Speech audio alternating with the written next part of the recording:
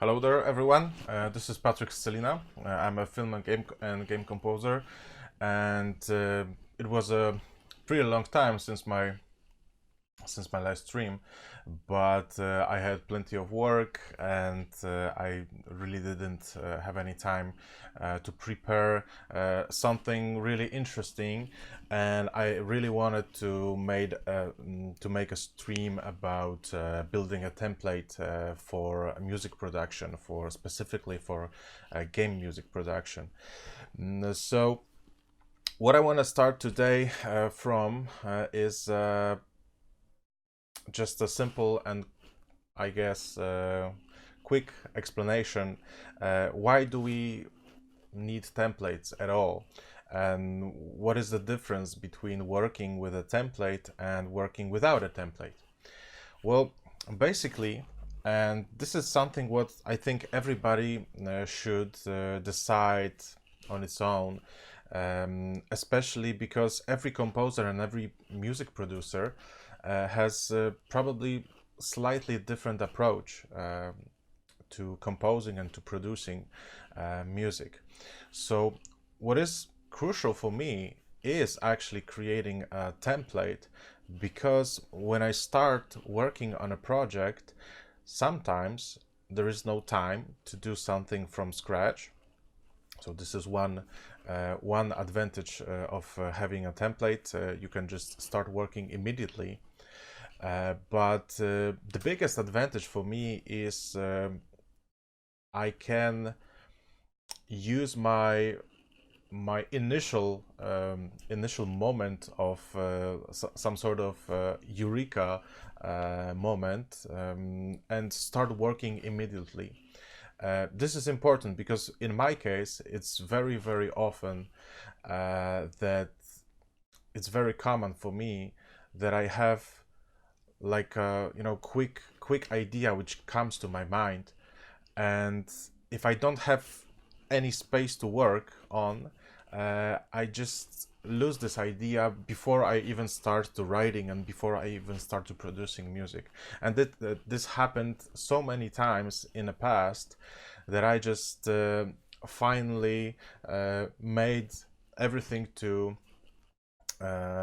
make it possible to create templates, and I'm talking about also technical stuff about system abilities, because this is also very important. If you have very weak system, very weak computer, you won't probably be able to create very big and very various a template which would work with various styles. But I will go to this and I will go back to this soon. But before, I would also like to say a couple of words about my biggest problem, which was always this driver, which makes me which actually push me to write something, or some idea which comes to my mind, sometimes in the middle of doing something totally different, even cooking, or riding a bike or anything else. So I always wanted to have some sort of starter, some sort of kickstarter to start working quickly. And in this case, making a template is very important for me, because I can do that. So what is the main difference in working with template and without a template, especially for me? So the first thing, which I already told you, and the second thing is that if I work without a template, I would spend much more time building one from scratch, and this will probably make an entire process much longer, and probably it will make it a little bit worse in terms of sound, in terms of production. Because if I want to do something quickly, and the only thing which I think of is adding more instrument tracks and writing quickly, that the end of the process would probably be a little bit worse than that if I would have any sort of right of the box project, right of the box template in this case. And what is also, I think, important is that, as I said before, everyone should decide on its own what sort of template you'd like to create. Because if we are talking about specifically about game music, it's also a little bit different than creating music for, let's say, for a picture. Well, maybe not so different, but you need to have some sort of thinking that you are actually working on a game, not on a film or advertisement or anything else, or even just a regular record for for publishing. So what I often do is I open empty project in Cubase only if I start a new project and I really don't know what I'm going to do. If I want to experiment. So if I want to experiment, I just open a blank project in Cubase and just add a bunch of totally different instruments and just playing around. And sometimes it happens when I want to experiment with the sound design, or if I want to experiment with some sort of new sound for specific instrument. It happens even a couple of weeks ago. I remember I was experimenting with synthesizer, and I was trying to add some like guitar effects to a synthesizer just to achieve something interesting, something new. So I knew that I want to have something completely different than anything which I done in the past, so I don't have any template like that. So in those cases, I also would rather open a blank page and just create something from scratch, and then probably I will use this as a template in the future. But what is also great about building a template, and specifically building a template for a particular project, because there is a difference. I know many composers do some sort of master templates with a couple of thousand tracks, and they just have everything in one project in Cubase, in one template. And I think this approach is pretty awesome, and it especially works for I would say the most successful composers, which has ability to buy like 10 computers which would run with Vienna Ensemble Pro, which is a program which allows you to combine a couple of computers into one audio system, and then you can use as many computers as your network basically can handle. In my case, I always have to think what I really need in a specific project. That is why I also tend to create a template for a specific project almost every time. The only difference is advertisement, because in advertisement there is no time for making templates. So I would rather open one of existing templates and just try to make it work for a specific project. But if I'm doing game, or even if I'm doing let's say a TV show, and I will give you one example. I know this should be mostly about games, but it is actually a good example because for last couple of weeks I've been working on a TV show which is all about car mechanics, and I talked to a director and we made some short spotting session just to figure out where music should be and what kind of music should be there. And we were trying to to balance everything to work for this project, because my approach was, like most of the times, very cinematic, and in this case a typical cinematic, or maybe not typical but modern cinematic sound doesn't work for this particular TV show, because it's not really a drama, it's more like documentary. So we wanted to have something light, but also to make something what is in particular style, which will fit the story. And I think we spent like 1 or 2 weeks discussing and trying different ideas. I was preparing some demos, and after those, let's say, 2 weeks, we decided that the best approach would be to create some kind of hybrid of pop, rock, and country music, or even maybe not even a pop, maybe more like a dance or EDM a little bit. So some sort of a hybrid of let's say dance or club music and rock and country, to make it interesting on one hand, excuse me, and to make it work for the picture.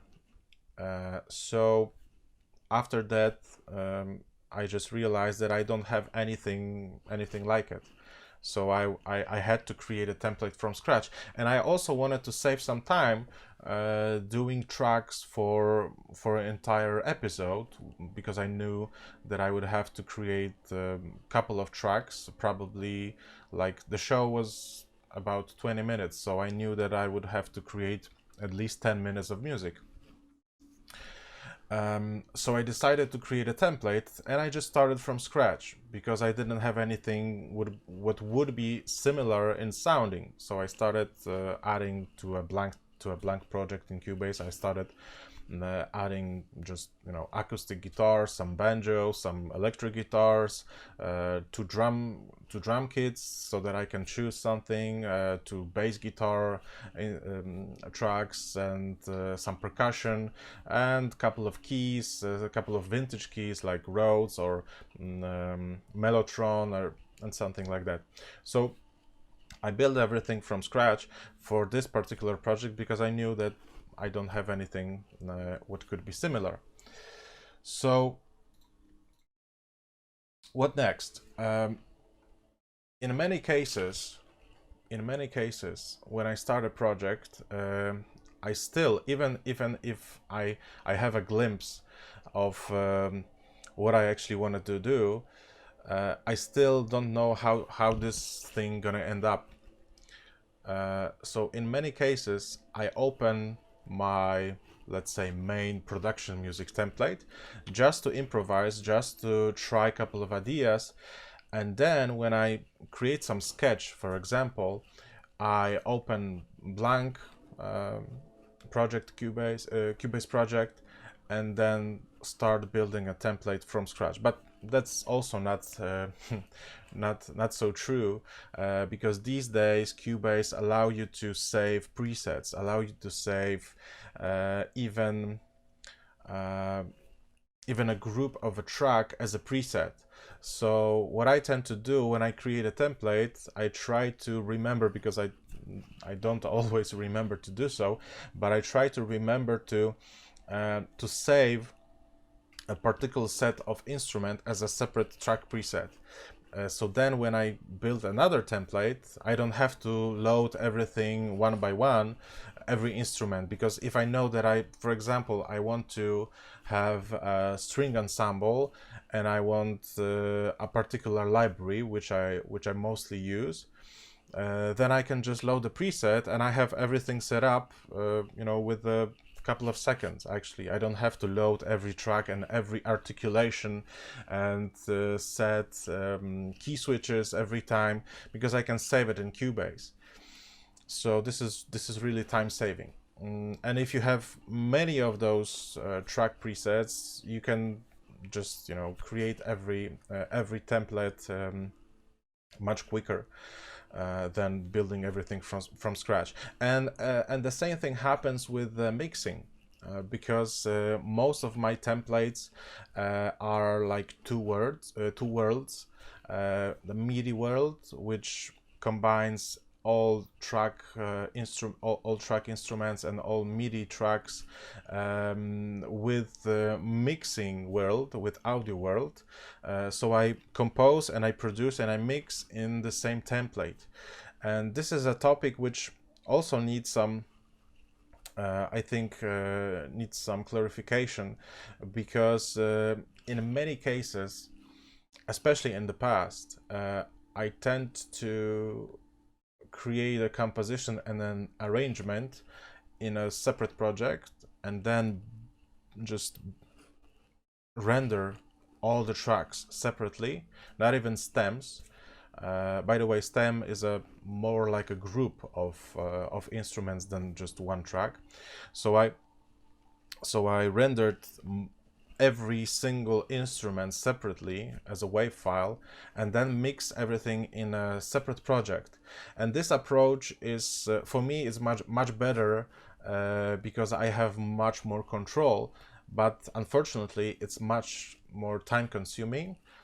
And especially if when it comes to making some revisions and changing stuff, because client wants to change something in a project.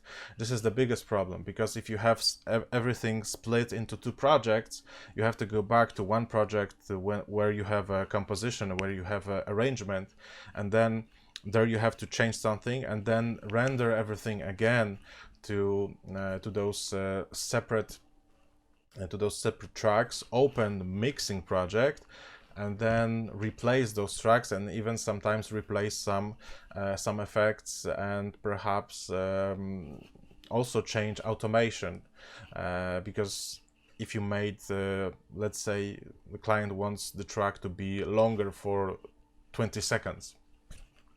So if you've done a mixing project separately, you would probably have to make those 20 seconds just move forward to every automation data. You'd have to move forward and make some changes in those 20 seconds of mix. So it's really much more time consuming than having everything in one project. And also in the past, I wasn't really able to do everything in a one project because my system couldn't handle it.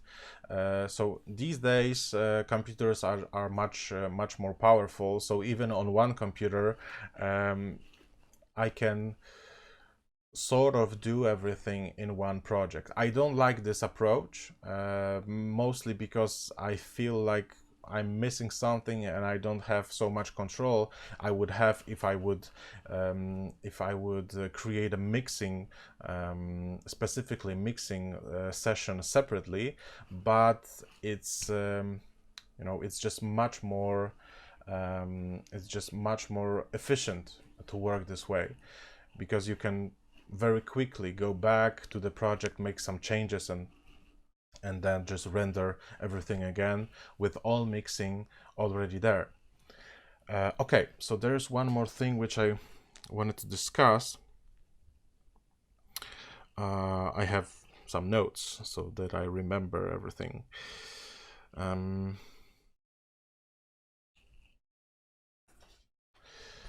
Okay, so there's one more thing, and I want to go back to the topic of creating separate templates for separate projects, for single projects. I do so, as I said before, mostly because I can't physically, I can't handle thousands of tracks in one session. Mostly because limits of my setup, of my computer, basically. And that is why I like to create a single template for a single project. But there is also one more thing. Every project could sound differently, and if you have a like master template, I think it's very easy to forget that you are actually making everything sounding the same, which on one hand is good because you are, let's say, you are just creating everything which would sound like you, because if you use the same setup of reverbs, of delays, of some other special effects, let's say, you would make a brand sound, because you are making everything the same over and over again. But even so, sometimes just a subject is totally different, because on one hand you can have a let's say one time you have a project which is like a sci-fi game, which is, and the score is mostly electronic. So let's say you want to have a sound similar to Vangelis, for example.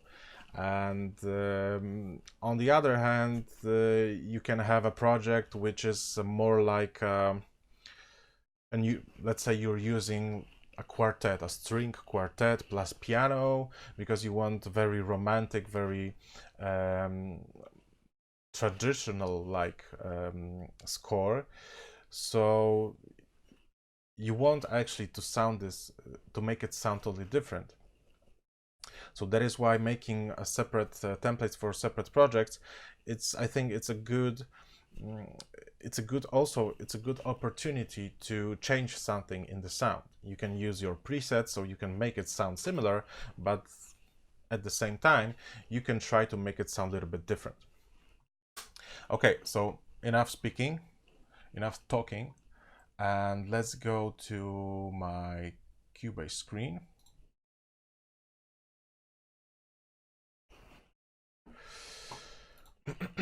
Okay, so this is actually my main template, main production music template, which I use many times when I want to start something, just to try a couple of ideas, and then I would probably go to a blank project and create something new. So in this case, as you can see, I have plenty of tracks, and they are almost all are disabled, and this is also very good Cubase feature. If you're not so familiar with Cubase, I can just show you how it works.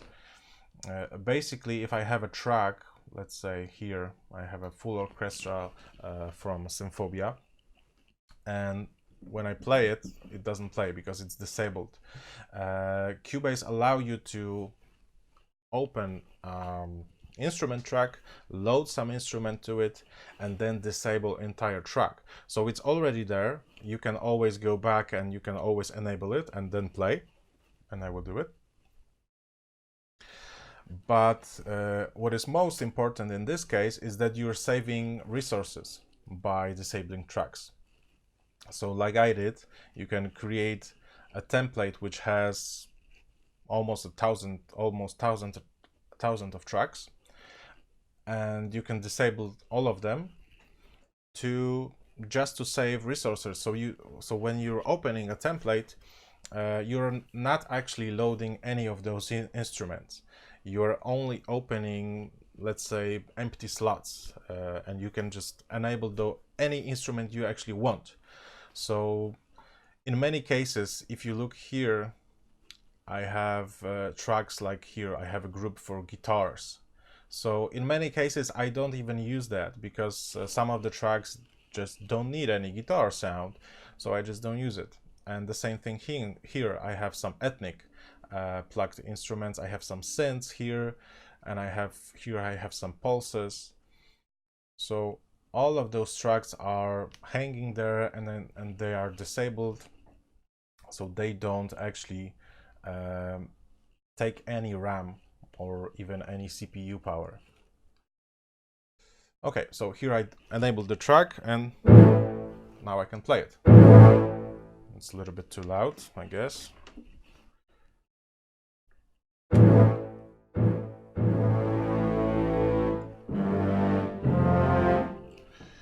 Yeah.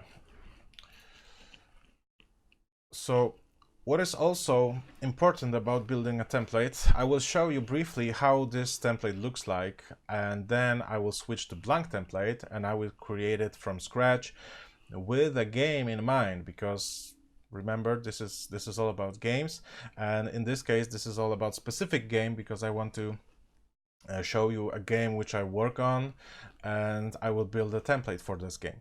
But before we do that, I will show you my mixer. Okay, so this is my mixer, and in a mixer I have different setups. This is only stems. So here are stems, well, not only stems, because here is my full orchestra, so I will just make it invisible. These are my stems tracks. So basically these are groups which I can export separately. And this is really handy, especially because if you work with let's say on a game, and you would probably go to some other software, some middleware like Fmod, Wise, or Elias, or something else, and you would probably build arrangement one more time in this software, which allows you to control the music in the game engine. So in many cases, you want to have separate elements of the music. Let's say you want separately drums, you want separately strings, you want separately brass, etc. So creating stems exports, these are only stems outputs, these are groups. So you can actually use those to export everything separately, and then import import all of those waves to, let's say, Fmod, Wise, and anything else which allows you to program music for a game engine. And here are my groups. So these are my mixing groups. This is the thing which I use for mixing my music, because most of the times when I create a template, I use instrument tracks like this one, like the full orchestra which I just created. Let me just show you this. Let's say, let me give all. Yeah, so this is a full orchestra instrument track. So using this, I can add some insert effects. I can add some, let's say, some EQ, right? Here's EQ. So I can use that in the middle of mixing. I can add some compressor. So as you can see, I have already prepared a bunch of insert effects and bunch of sends to almost every single track, so that I can control how it sounds in the mix. But then everything goes to a subgroup, let's say, which is this. Here's my full orchestra group. So if I play, everything goes here to full orchestra. But in this case, in full orchestra group, I can have not only this instrument, I can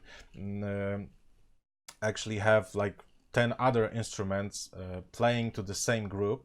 So in this group, on this point, I can use another insert effect to compress it a little bit, maybe to add some additional EQ, to send it a little bit to some reverb, etc. So every single instrument goes to a group, or I would say to a subgroup, and then this group goes to stems outputs. So let me play again. Now you can see my stem full orchestra is also playing. So everything what is in this particular group will be outputted with this stem group. So I can export it separately. And here I have send effects, and all send effects are also grouped. Let's say, where is my hall or room for full orchestra? I would have a hall, I guess. Where's my hall? Where's my hall? Oh, here it is, hall full. So this is a hall effect which I created only for full orchestra group. So it is routed also to stem full orchestra. So I will show you this from scratch while building a template, how it works. I'm just trying to introduce this entire idea. So, but this is nothing really original, I would say, because this is something that this is very basic stuff. This is very basic knowledge about routing and mixing. So if you know anything about it, you would know how it works. If not, you will just see while I'm building new template. And everything, every stem is actually going to my submaster group. So everything, all the music goes to a submaster. So this is my my final output. So if I want music to be exported as a complete music track, complete stereo music track, I'm actually exporting this stereo submaster. Okay, so let me now turn this off and start a new template. It can take a while before all tracks are disabled by Cubase. Sometimes it's also crashing at this point, but not in this case. Oof. Okay, I already created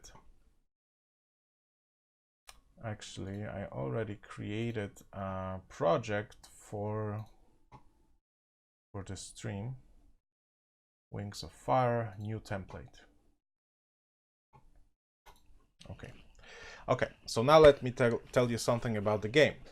Well, first of all, this is a game which I started working on back in 2015 or maybe even 14, maybe even end of the 14.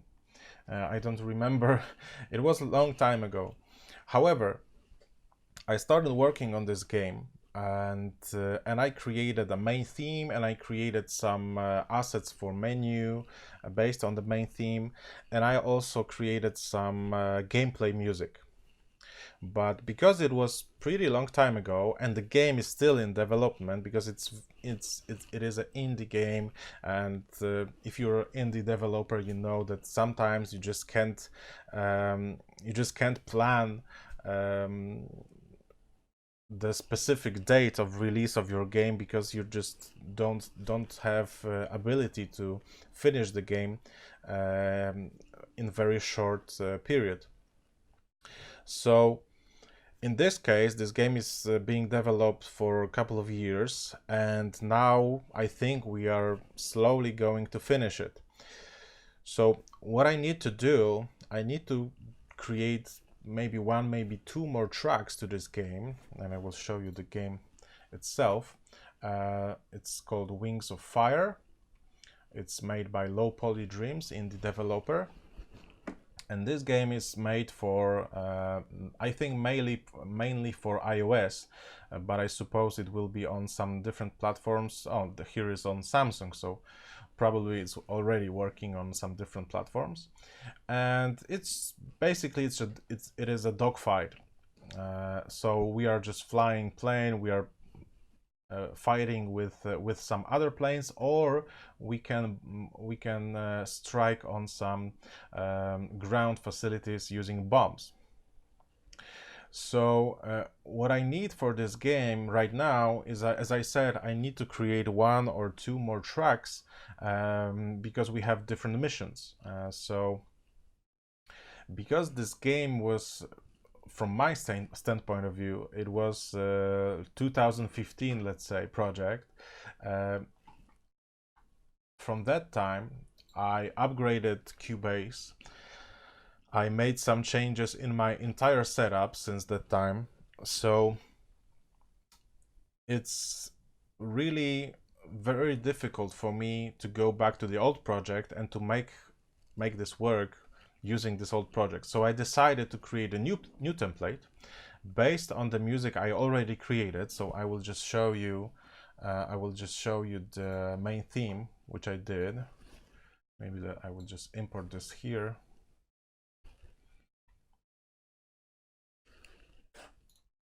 Yeah, so this is a main theme which I did in 2015 for the game.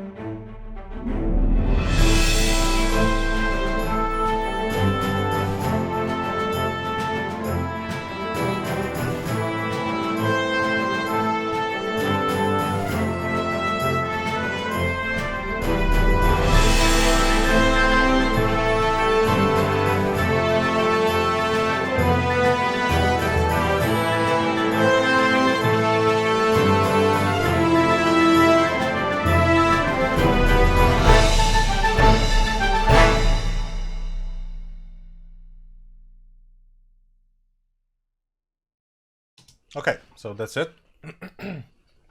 I think I'm gonna change the ending a little bit because I don't like it. But this is a track from 2015, as I said, and what I need to do is I would like to stay with those instruments.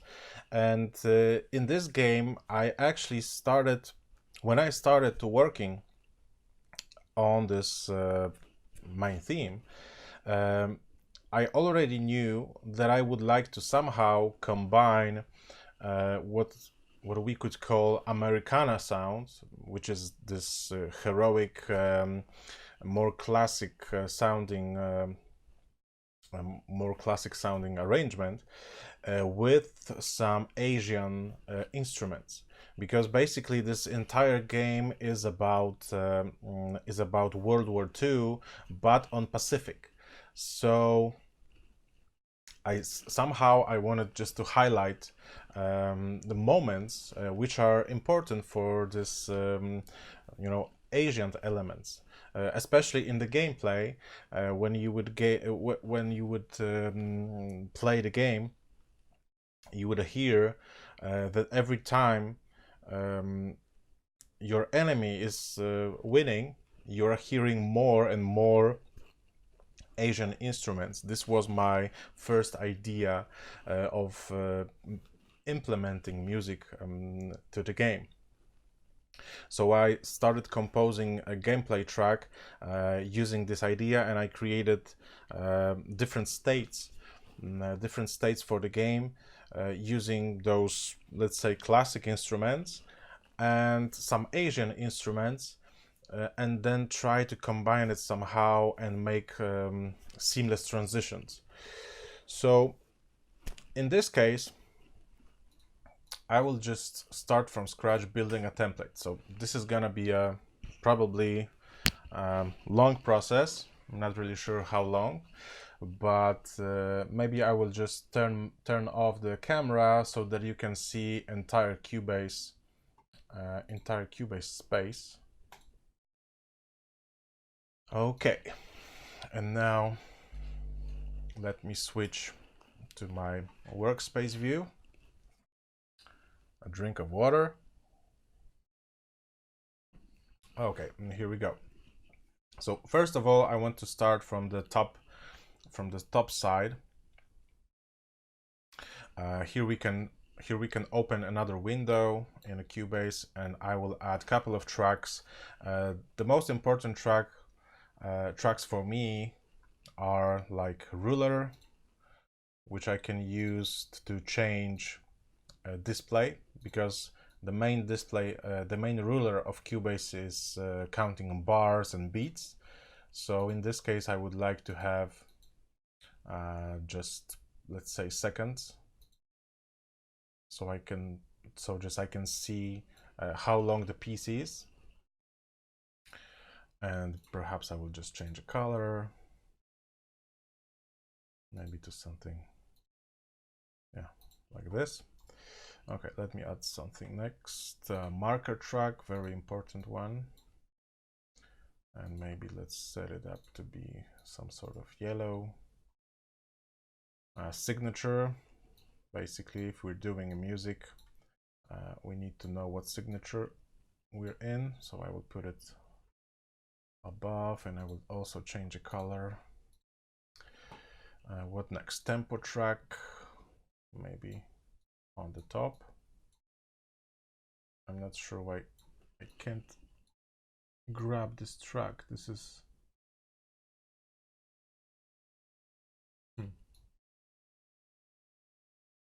Is it a bug or what? Strange. Strange things happen. Okay. I will leave it as it is.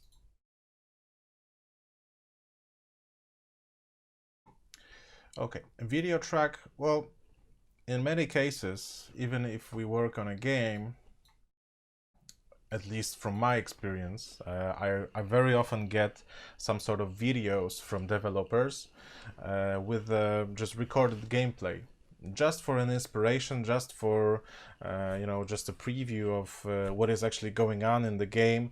So it's very often helping me to see what's going on and somehow to figure out transitions, because basically I can't play Cubase and game at the same time, and very often when I start working on a game there is no even gameplay yet, so it's really hard to figure out how the transition should be in the game and what points are really important. So very often I'm just working on some games using videos as a reference, or sometimes even not. So but we are building a template, so we need some sort of reference tracks.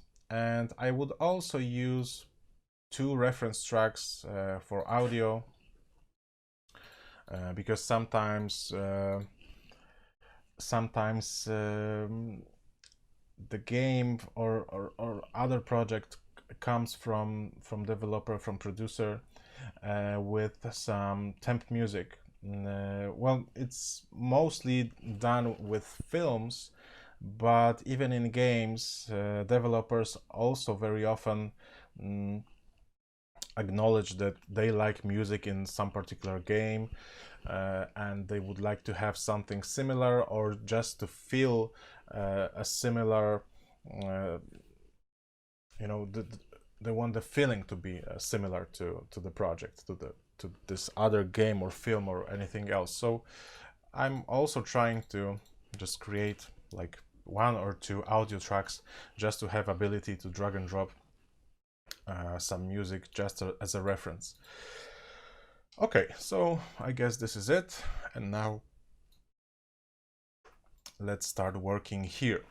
So you might think that I will start with the instruments, with adding instruments, but I'm actually going to start with mixing, because especially if you work in Cubase 8.5 and above, when you add instrument, you can already route it to particular output.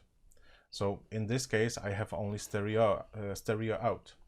So I would rather start with working on groups, subgroups, and stems and effect tracks, and then go to instruments.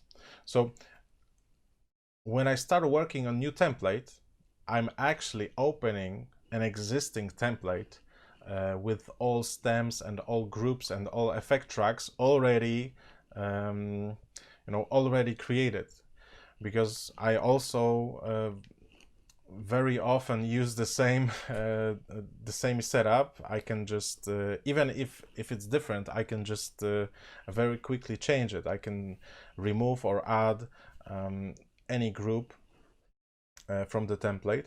But in this case, because this is a presentation of creating template from scratch, I want to start really from scratch. So I will create some groups first, and this will be my stems groups. So I will just call it STM. And oh, sorry, no, I will start from submaster first. So we are actually starting from the end of the chain, submaster. And stereo, go to stereo out. Okay, so this is a submaster. And now I can add stems. So let's say maybe 12 stems for now, and we'll see how it goes. And now I can send and I can route, actually I can route all of those stems to submaster immediately, so I won't have to do it after all. Yeah. Okay, and I will also make a folder for those stems. Okay, and let me start with naming this. So I know, especially because I already created some music for the game, I roughly know what kind of sounds I will have. So I can actually just go ahead and create some names. So let's start with pianos, or maybe keys. And then full orchestra, because this is a stem which I create for some patches like from Symphobia. And Symphobia is mostly based on full ensembles, mostly because there are some legato patches, but Symphobia as a product is mostly created with full ensemble and sometimes even full orchestra patches. So I'm just doing stems for those kind of instruments. A stem full orchestra. Okay, I should actually do it like this, yeah. Okay, and now the rest of it. So we start from Woodwinds, then brass, and now I should go to percussion, because this is a classical score setup, but as we are working in digital environment, I really like to have percussion and drums below, because it's just, for me, it's much more intuitive. Percussion, drums.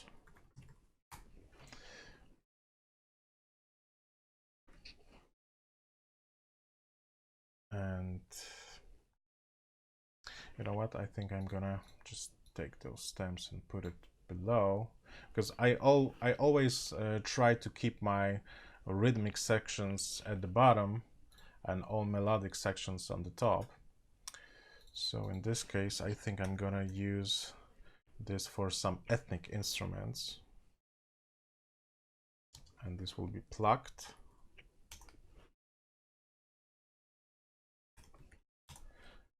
And let's say those will be bowed.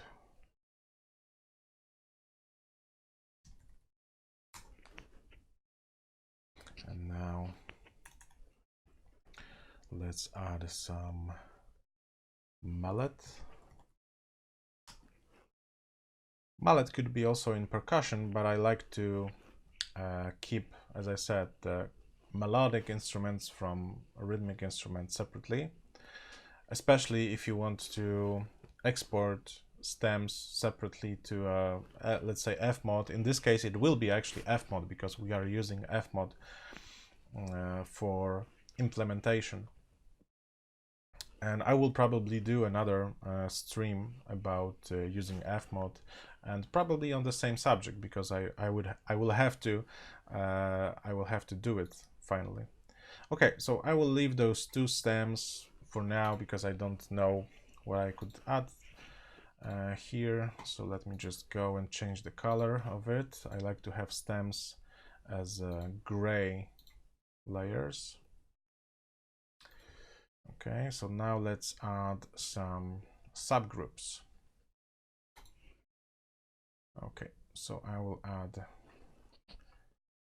also 12 subgroups.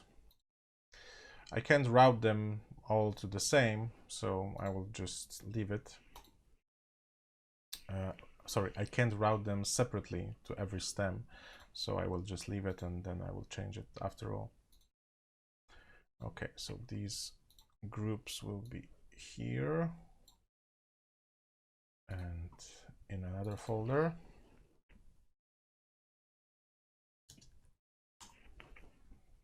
And I will try to keep the same setup.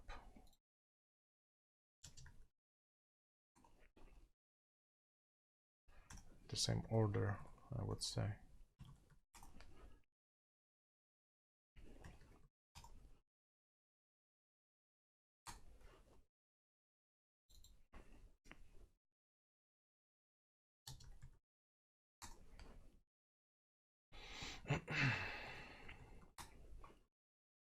Both should be both.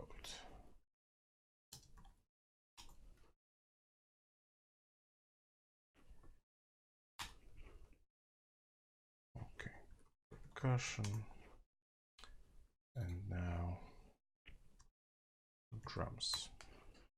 Sometimes I also use effects, but in this case I don't think there will be any special effects, so I will just leave it for now. And in this case I will actually change colors to my color palette which I prepared for all of my templates, because I'm using some sort of light gray for piano and keys. Well, I don't have anything for orchestra, my bad, but I have used a French horn. I really don't know why, maybe because Symphobia has a red GUI. But woodwinds are green, in my case brass are very dark red, and strings are blue. Don't ask me why. Perhaps it's just I think I was thinking about trying to figure out what the sound would look like, what the color of particular sound would be. So brass are heavy, so they are red, they are just warm, even hot. And woodwinds are like, you know, like the forest a little bit, so that is why maybe they're green. And strings are blue because they are less warm, they are like more mellow. Ethnic plucked. So what can I do for ethnic? Like acoustic guitar, this would be like acoustic guitar, and ethnic about would be more like violas, let's say. Okay, mallet would be like metals, percussion, and drums are drums. Okay, so now I have my groups, and I also need to send all of those groups to stems. So I can do it from mixer, and I very often actually work from here because it's much more efficient for me, because I can see everything. But I can also route from here, which is much more time consuming because I have to open. Sometimes it's closed, sometimes we have different setup, so I have to go here, open it. And with mixer it's much faster. Okay, so let's start from keys.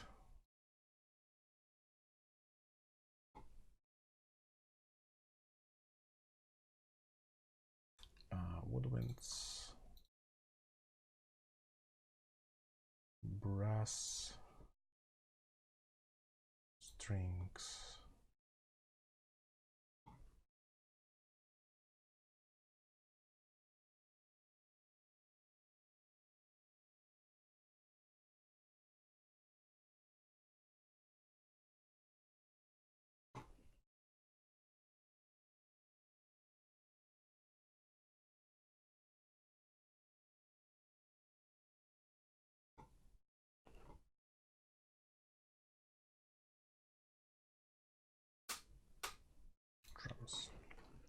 Okay, and those two I can route them to 11 and 12, and then we'll see if I'm gonna ever need it.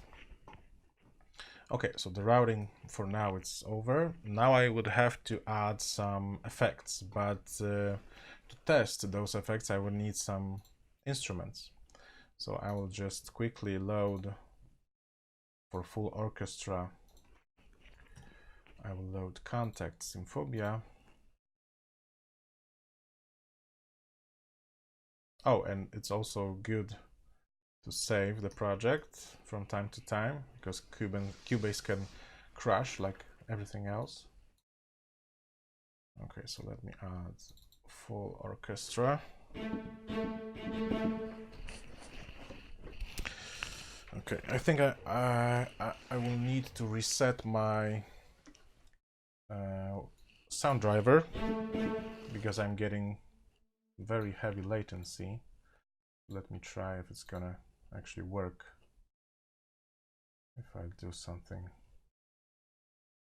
like this and now go back. Yeah, much better. I really don't know why it's happening, but it is happening.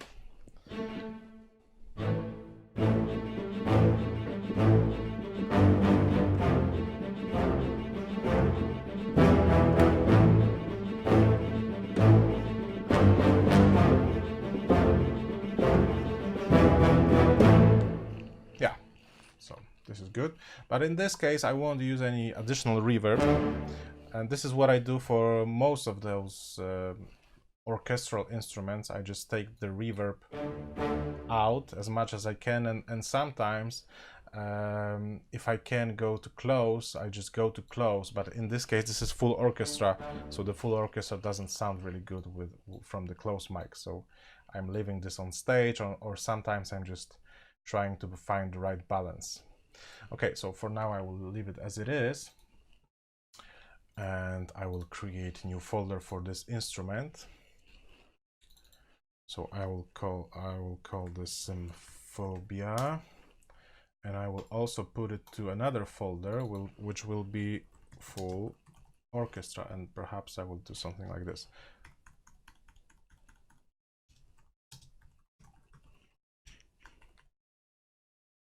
So with this I know that this is my root folder, and inside is Symphobia full orchestra.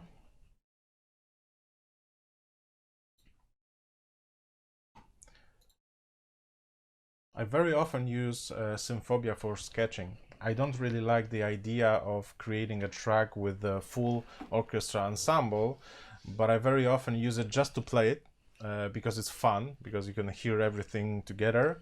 And sometimes I also use it for layer. So if I have entire arrangement created with separate instrument tracks, sometimes I use entire orchestra just very quietly on the bottom in the mix to make just to make it sound a little bit bigger, to make it sound a little bit more the frequencies in the mix should be also, you know, very very good covered, so everything should be playing almost at the same level.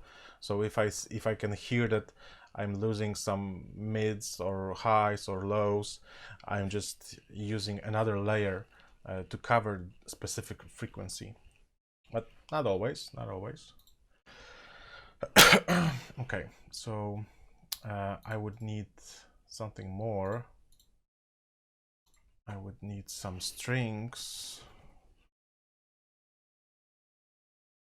and I will actually use the strings which I almost always use from East West.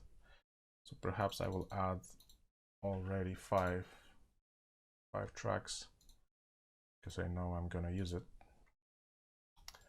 So I'll make this Hollywood strings, Hollywood orchestra strings, and I will put it to strings folder.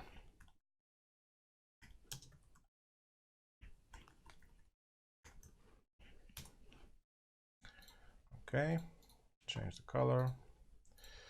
Okay, so let's start from violins.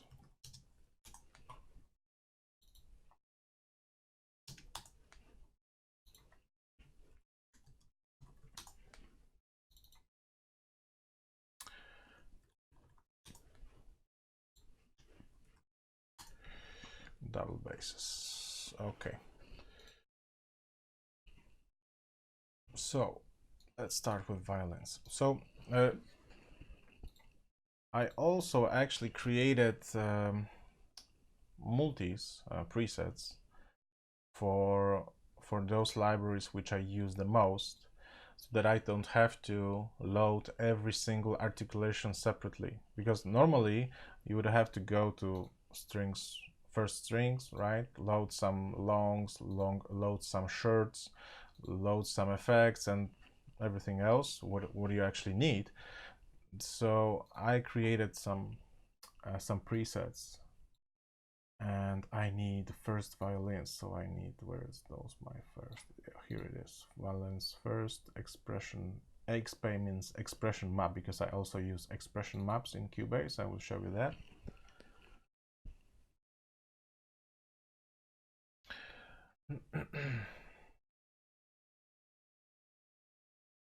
Okay, so now as you can see, I loaded a bunch of different articulations, so I can just immediately play with this.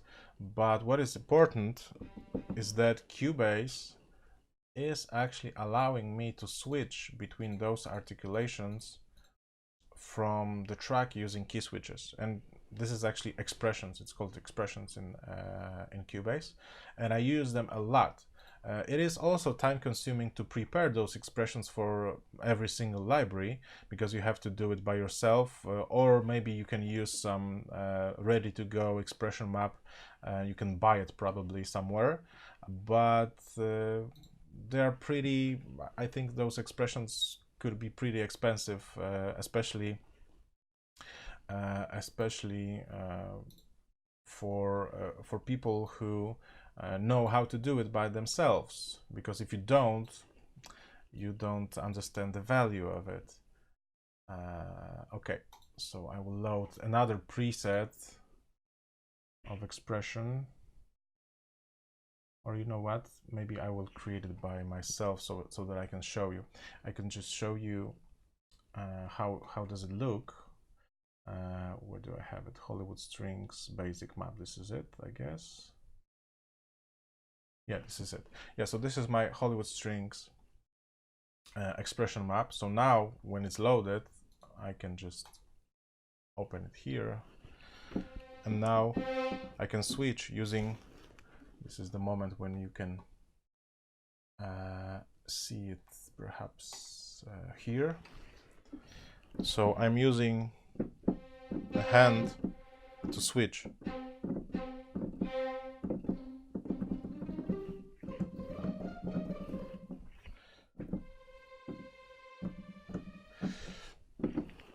Yeah. So this is how it works. I can just switch between those articulations. And let me just show you how it works. I will just quickly create new one. So, oh, okay, I need to add this one.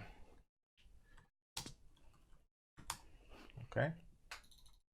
How many articulations do I have?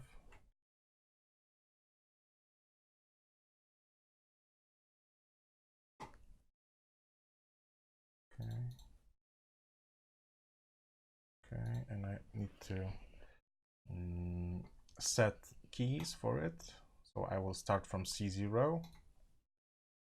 Well, it's not so, actually, sometimes it's fighting with the library sounds, especially with lower ones like like double bass, and but it doesn't bother me at all, because I can always go to the MIDI event, and I just can switch manually,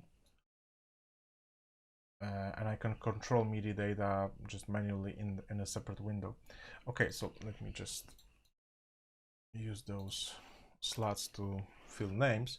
So first I got legato, then I have some sustains, then I have some tremolos, spiccatos, right? Spiccatos, runs. Okay, this is spiccato run, so I will call it just runs. And here I have shorts.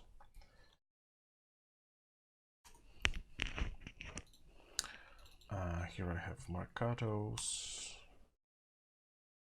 and here I have pizzicatos. Okay, so it looks like I counted one more. Okay, so what is going on here in display engine? You can see that I have every single instrument loaded, but what is important is that every single articulation is on a different MIDI channel. 1, 2, 3, 4, 5, 6, yeah, 7. So here in expression, I can choose which articulation will be actually calling which channel. So legato will be on 1, sustain will be on 2nd, 3rd, 4th, 5th, 6th, and 7th. Okay, so now I also need to add some controllers, because here it's just, this is only halfway, and now I have to add some articulation controllers, which are here. So for legato it's simple, because I can use a preset, which is here, legato, and now as you can see it's here. So for sustain I have to create by myself, and here will be text, sustain, direction. Direction type, it means that you press key once and you can play sustains as long as you want. And if you choose attribute, it will mean that the articulation change will work only for one note. So it's good when you're using articulations like pizzicatos and everything what is short, like spiccatos, sustains, spiccato, staccatos, and pizzicatos. Because probably you would need a short articulation just for one note, but not always. So it also depends on the case. Okay, so tremolos, I don't think we have tremolos here. Oh yeah, we have tremolos. Okay, we have tremolos. Yeah, so I will change it also to direction. Runs, I'm sure I don't have any runs, so I have to create it by myself. Runs, direction, shorts,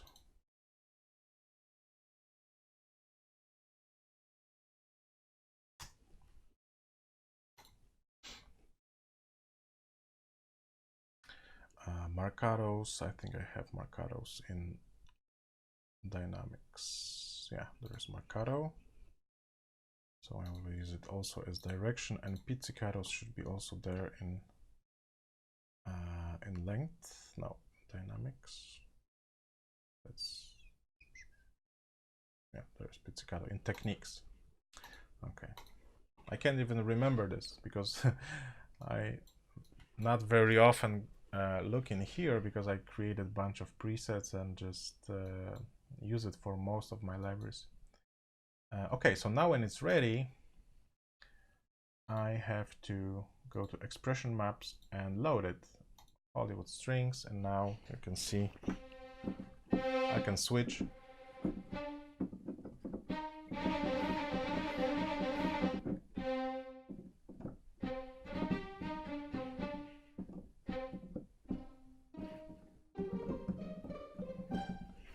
Okay.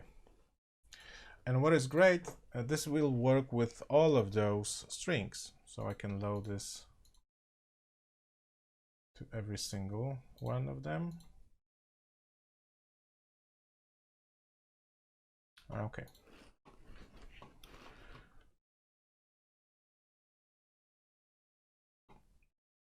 Okay, so I'm gonna leave this as it is right now, because I only want a couple of instruments to test reverbs, because we didn't actually finish creating this entire mixing template. So I only need something more from Woodwinds.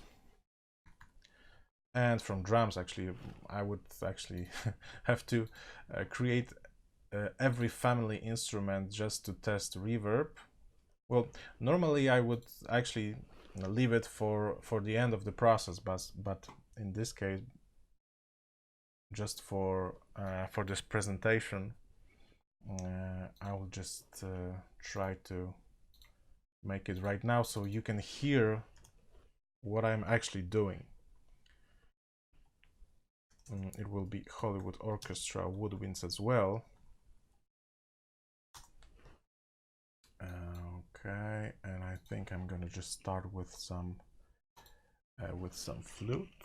Yeah, and I'm actually using Woodwinds in the lighter version, which is the silver version. Look, so do I have a preset for that? Do I have a preset for Woodwinds flutes? Hollywood Woodwinds flutes. There is something. Okay, let me see. Okay, so I have something. Legato, staccatos, and trills. Will do. Will do. Okay, flute. Flute 1. Not 12. Flute 1. Okay, let me change the color and set the expression. Okay, so I won't create another expression from scratch because I hope you know how it goes, and you can always go back to the video to see it. So now I'm gonna just import some of my presets. I think this is it, Hollywood Woodwinds 1. Let me see. Yeah, this is the same setup. Okay, so Hollywood Woodwinds.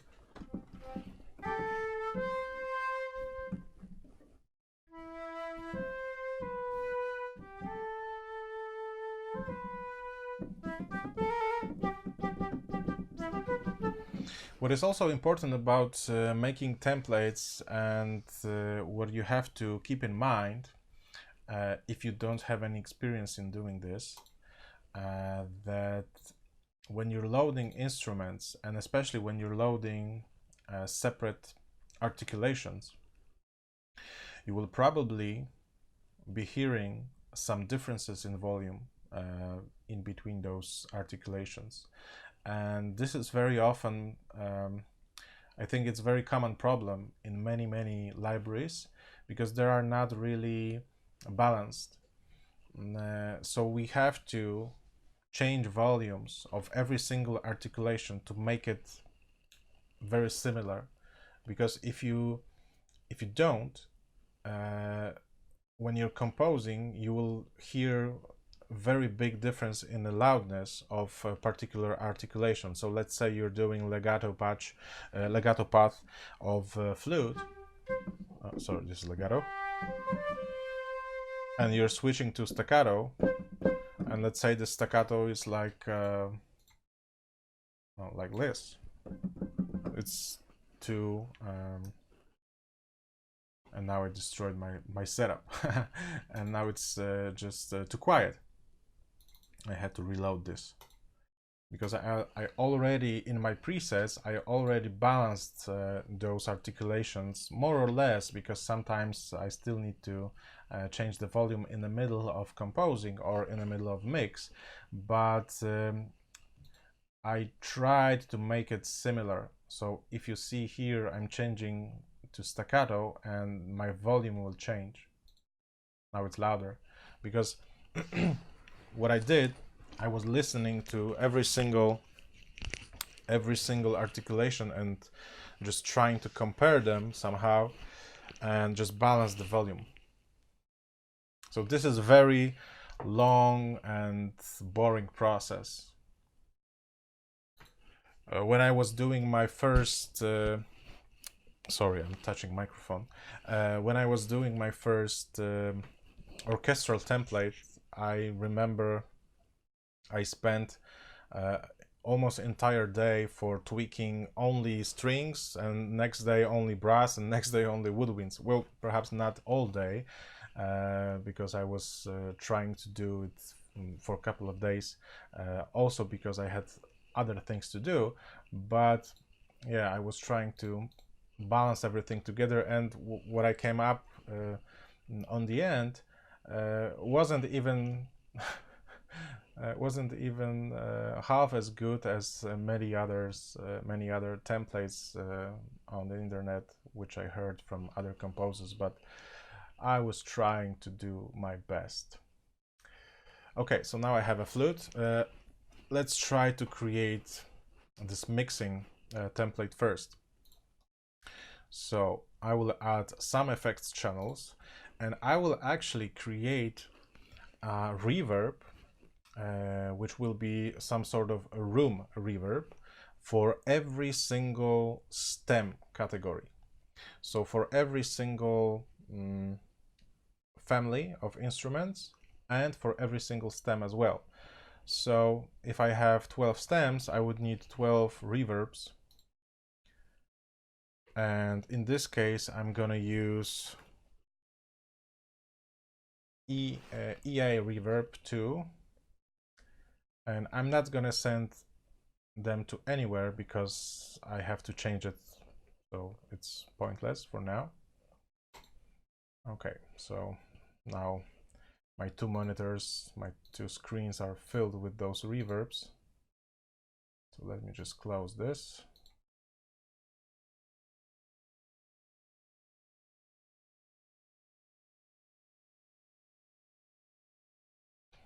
Okay, and let's start with doing a folder. So this is gonna be a room reverb, and I will also change the order of my tracks. So I have groups, then I have sends effects, and then at the bottom I have stems and submaster. Okay, so I will try to replicate the same order. So I have keys, full orchestra. Oh, sorry, I also need to add that this is a room. So this is gonna be a room keys. Perhaps I will just copy and paste it. Full orchestra. I should have been added this room as a prefix to everything, but it's too late. Okay, Woodwinds.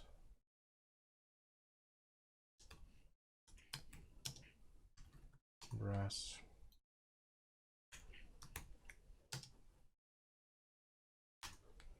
Strings.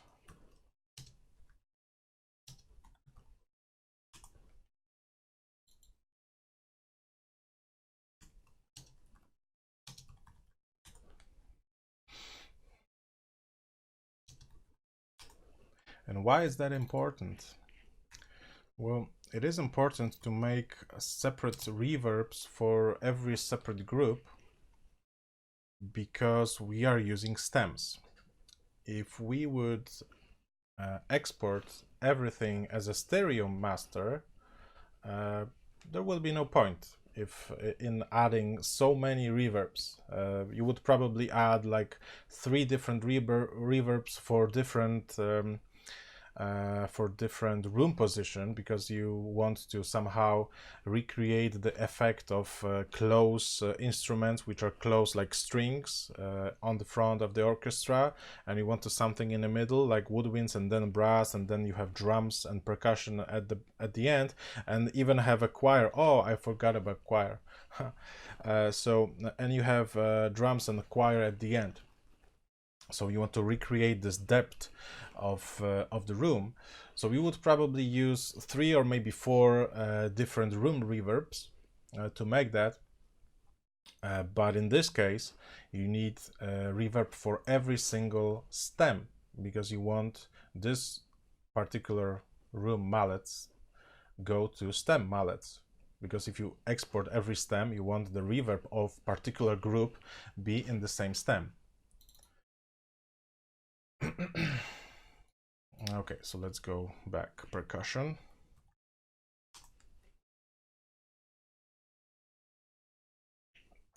I know I forgot about something. I forgot about choir. I'm not sure I'm going to use choir, but it's good to have choir just in case. Room drums. Okay, so I will leave those two as they are for now. And now I have to route all of those effects to corresponding stems. So keys would go to stem keys. For orchestra, woodwinds, brass. Am I doing this right?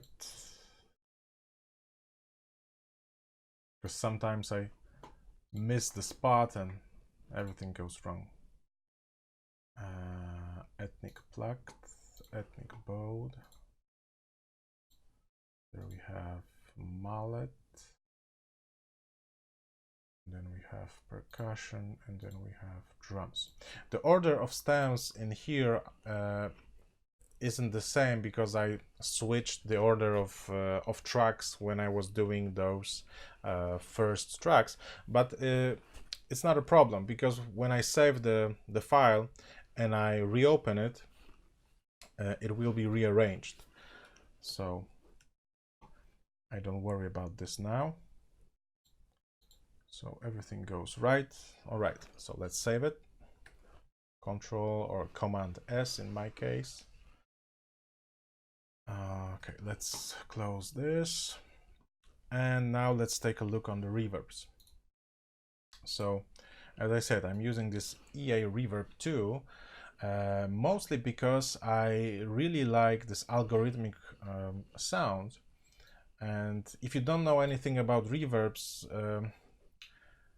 I could tell you something, but it would take too much time, so I will just make it as short as possible. We have mostly two types of reverbs. We have algorithmic reverbs, which are creating the sound, which are creating the reverb sound from algorithm, basically. And we have convolution reverbs, which are creating the reverb based on the recording of impulse response, actually. So there are sound engineers which are recording impulses in particular space, like in a church or in some scoring stage, and recording this, and then we can use this in the convolution reverb to recreate acoustics of particular room, which works in theory, but in practical approach would be a little bit different, I guess. And I think everybody has a different point of this of using those reverbs. So what is also important is that the algorithmic reverbs first of all allow you to design the room by yourself. You don't have to use any particular preset, you can design it. And what is, I think, the most important is that they are a little bit lighter on CPU than convolution reverbs. So in my case, I'm using algorithmic reverb here, mostly because I need many of them. So if I would use 1 or 2 reverbs or even 5 in one session, I would probably mix algorithmic reverbs with some convolution reverbs. And I do that also in some cases, but if I need to create a big template, I rather try to keep everything with algorithmic reverbs because it's just lighter for CPU. Okay, so let me go straight to setting up the reverb. I don't have any keys, so maybe I will start with full orchestra, actually. Yeah. Here is my full orchestra reverb. So I will actually use a preset which I created some time ago. Let's say this 60 millisecond studio, and let's hear how it sounds. So I go to my full orchestra track, and I will add this as a send. Room full orchestra. Okay, so let's.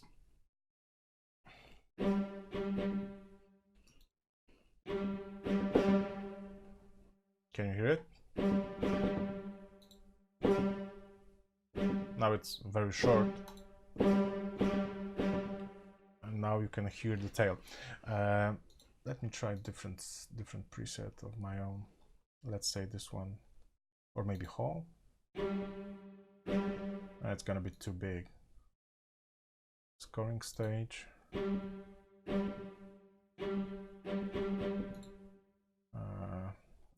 This would be too dry. Yeah, so I think I will just stick with this.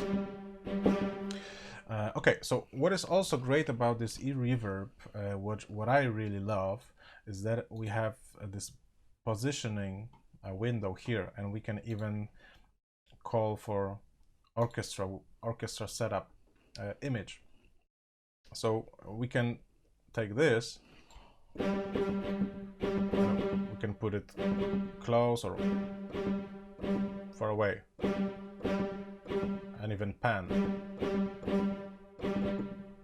Yeah, so this is not very good example, because full orchestra, it contains every single ensemble, so it's really hard to set proper distance for this kind of patch. So I will probably leave it here. At the end, I will just change this dry wet to be 100%, because this is a send effect, so I want this to be 100% dry, wet, and I will just go down here with the send amount, with the send volume,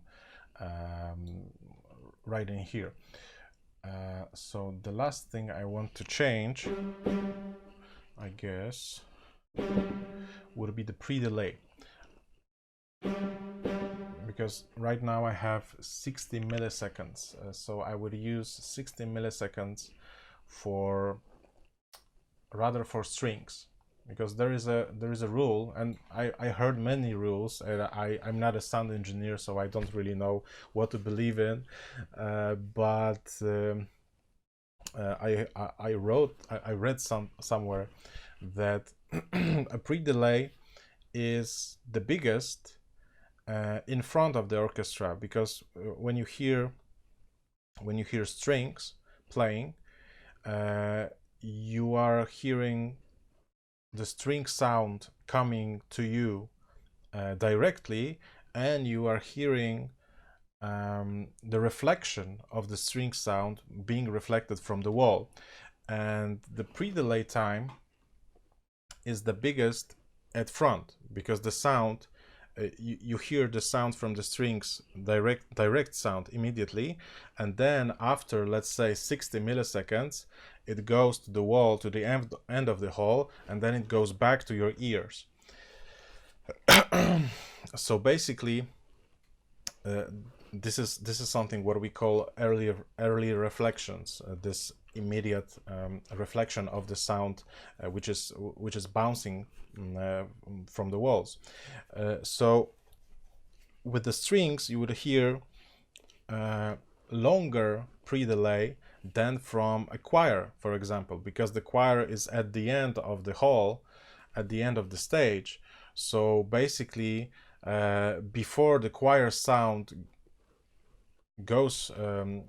travels to you, the same time, almost the same amount of time would take the reflection to goes to your ear. So it's almost the same, it's blending somehow. So I use the biggest pre-delay for strings. So in this case, this is full orchestra. I want to somehow try something in the middle. So I will just go down to, let's say, 40. And we can also count this. There is on the internet, there are many algorithms which can help you count the proper pre-delay, but I'm just guessing here. Okay, so let me just set this to -15 for now, and let's go to violins, and this should be simpler. Strings. Okay. So now let's go to this reverb. And I will choose the same preset, which was, yeah, Studio 60 millisecond. Yeah, and for strings, I will leave it because I want this to have this very long pre-delay. I could make it longer so you can hear it. Hear it? How it's bouncing.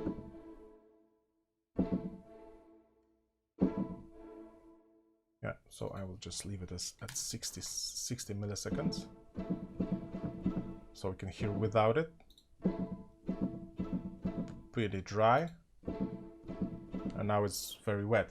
So what I also often do, I go here to position and I set this to, let's say here, when those strings, because I'm setting up the reverb for strings for entire ensemble, because if I would create the reverb only for violins, I would probably go here and just, you know, use this method of also panning. But in this case, I want this reverb to work for entire ensemble, so I'm going to somewhere here in the middle just to set all of those values, because this is actually controlling some of the values which are changing the acoustics of this reverb. And then I go back and I change only this wetness amount, because I want this to be 100% wet.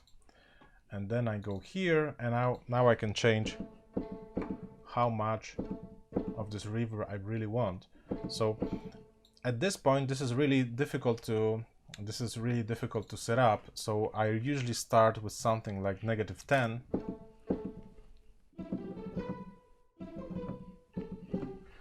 And then I tweak it after I load all of the instruments, and then I can decide if I want this to be very wet template, or if I want to keep it really dry, more like a classical piece of music. So in many cases I go further with the reverb because I want this to sound more like film music, less like a typical classical style.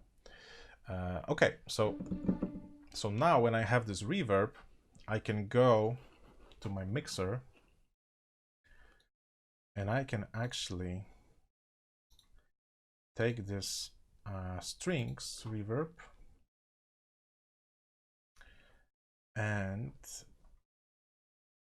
I think I would even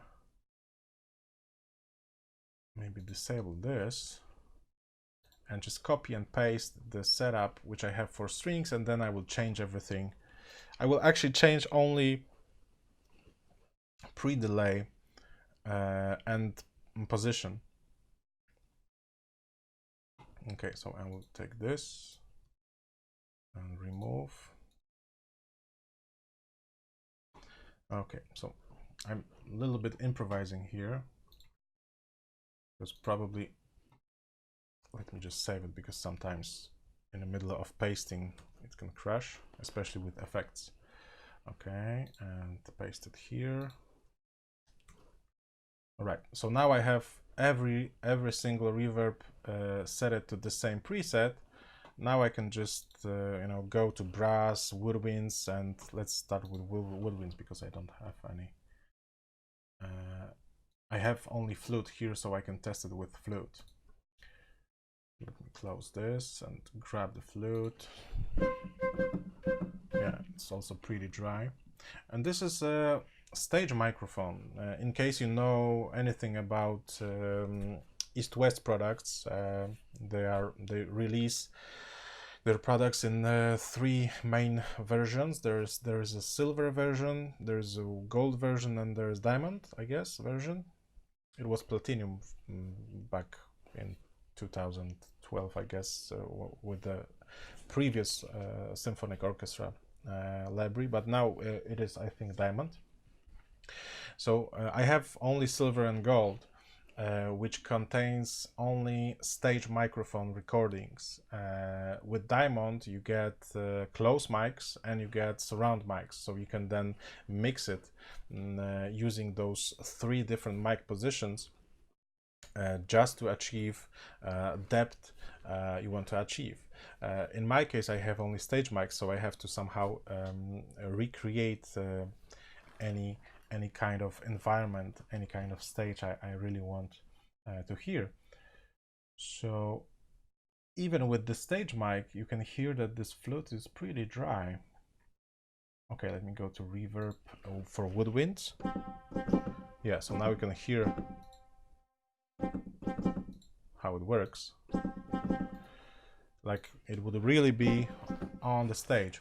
So what I would do in this case, everything else is set up as I want it to be, but because Woodwinds are a little bit further in the space, I will shorten the pre-delay, let's say to 58 seconds. This is also improvising because I would probably take some calculations, perhaps some ready to go calculations of some particular space, but in this case I'm just gonna be lowering the pre-delay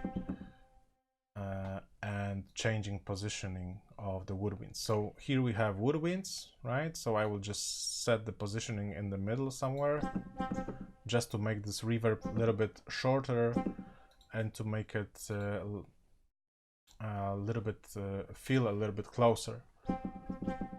Okay, and then go back to -10. So this is my, and this is violin.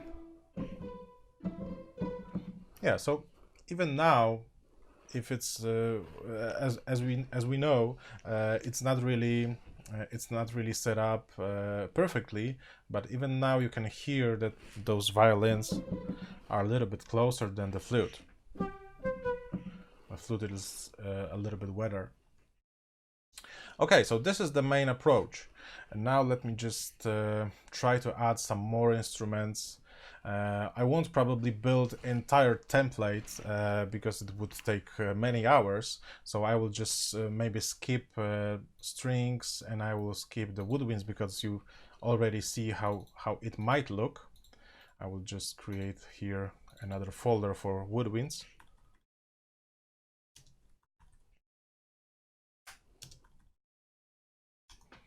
Okay, and change the name. And now let me go to brass. Let's add some brass.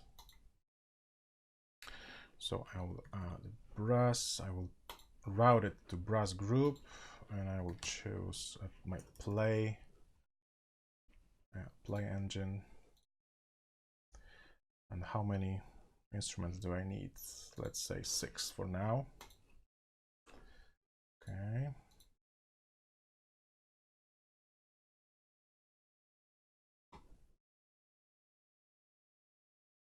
So I'm sure I need a trumpet. So I will create trumpet 1, and perhaps I will duplicate this track and maybe create trumpet 2 once I load this. I'm sure I need a trumpet ensemble, and this is, I think, the main difference between making arrangement for real players and in computer, because normally you would just add like 3 trumpets and just create an arrangement, but in this case you have to also know about sound, and if you're using sample library you won't get the same sound from 3 solo trumpets as you would get from 3 trumpets recorded at the same time in the same room. The sound is just totally different. That is why we need to use different patches. We need to use solo instrument patches, and we need to use ensemble patches. So I would need trumpets ensemble, and then let me go to trombones. Maybe I will add 1 solo trombone and ensemble. And you know what? I will change the name because I don't like this. I like short names like this.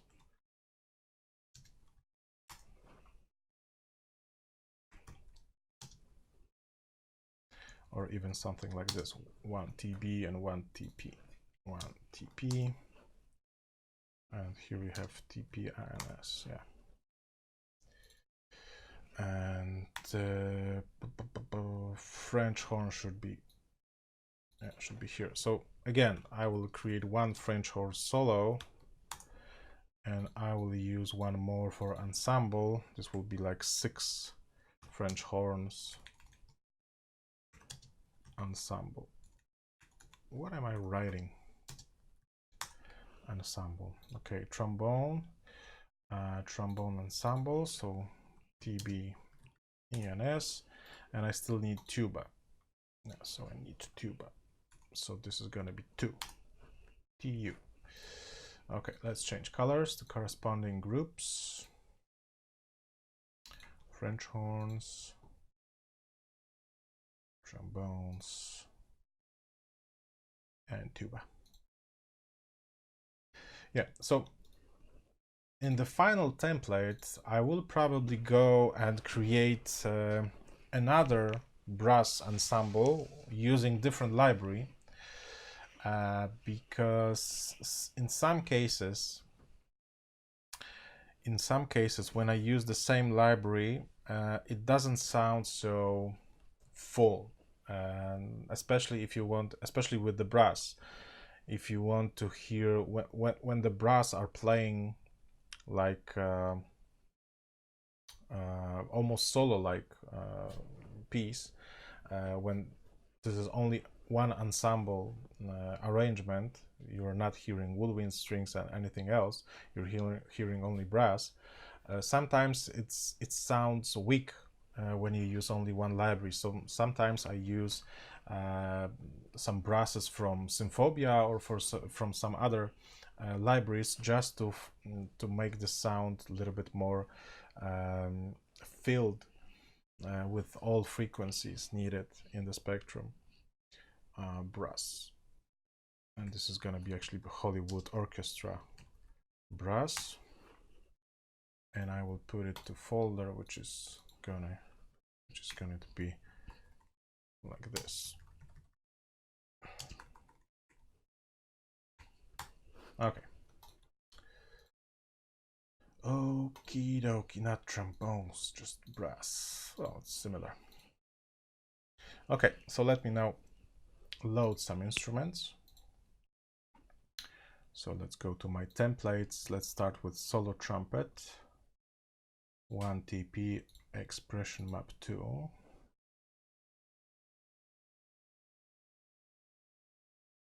Okay.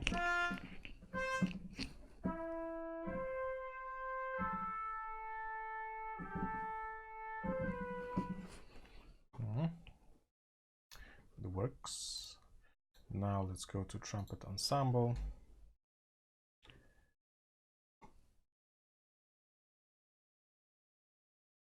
Do I have 3 trumpets? Yeah, I have 3 trumpets. Expression map. So here's the difference.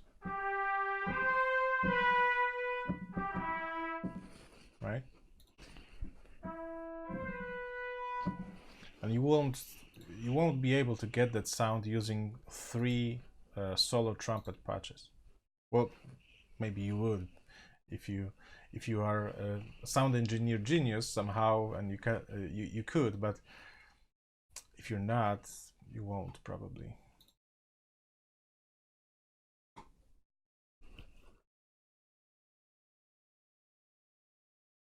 Okay, solo French horn. Do I have solo French horn? Yeah.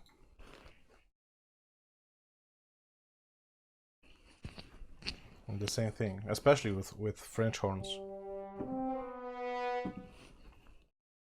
And let's hear 6.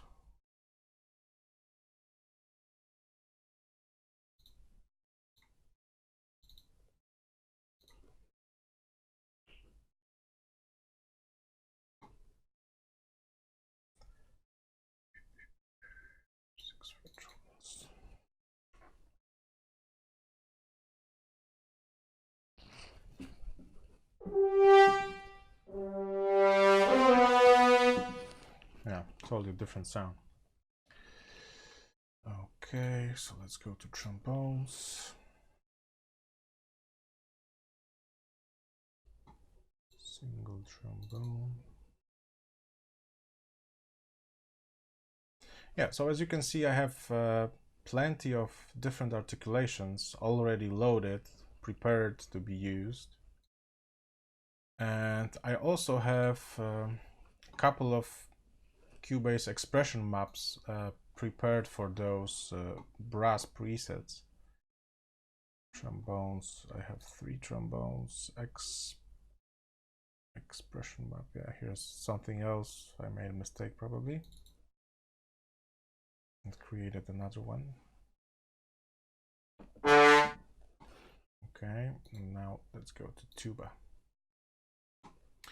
And what I also do, I also always keep levels lower, because right now all of those instrument tracks has a level set to 0 dB, which is very, very high in terms of entire arrangement. So if I would leave it as it is, I would probably overdrive my entire composition very, very quickly. So I always go to -6 dB as a starting point, and sometimes I'm going even lower if the instrument is really loud. Okay, solo tuba, I need tuba.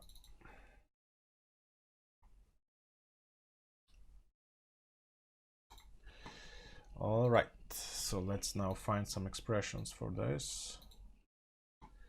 And this is gonna be tricky because there are different articulations, so I prepared 4 different Hollywood brass expression maps, and I didn't even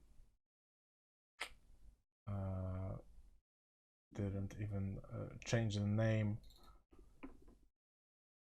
in any more informative way. So I just have to watch here: legato, sustain, staccato, marcato, cluster. And is this going to work with the trumpet? No, not really. Okay, so I think I'm gonna use the newest one. Yeah, this is something more similar. Let me see. So here I have 10, and this is slur run, legato, slur run. Yeah, it looks crescendos, trills, and here we have a couple of more, but the beginning of the list is the same. So I think this is the one for trumpet. Let me check this out.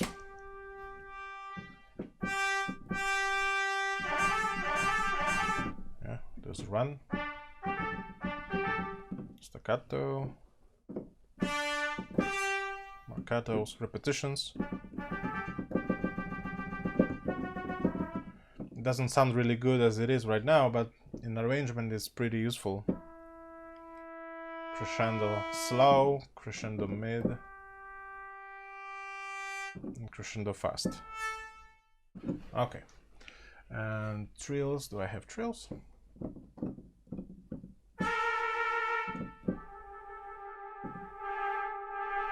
Okay, so it works. It works. So let's see now if it's gonna work for ensemble. Yeah, probably. The pattern is very similar. If it's gonna work for French horns, probably not. Perhaps this is something what I could use. Perhaps this thing. Legato, sustain, staccatissimo, marcato. Yeah. There is no cluster, but sometimes I add a little bit more to expressions just to have something to work with in the middle of composition, and then if I want, I can just load this cluster, which is missing. Obviously, I can just load it here, and now then it's ready to go. So I also try to just save RAM as much as I can. So in some cases, with some instruments, I'm trying to do a preset as light as possible, and if I need it, I can always load something more. So here I'm going to use this brass 4 because this is, I think, yeah, crescendos, trills, and here we have some sustain effects, which is gonna be like this forzando. This is not forzando, so there's a mistake.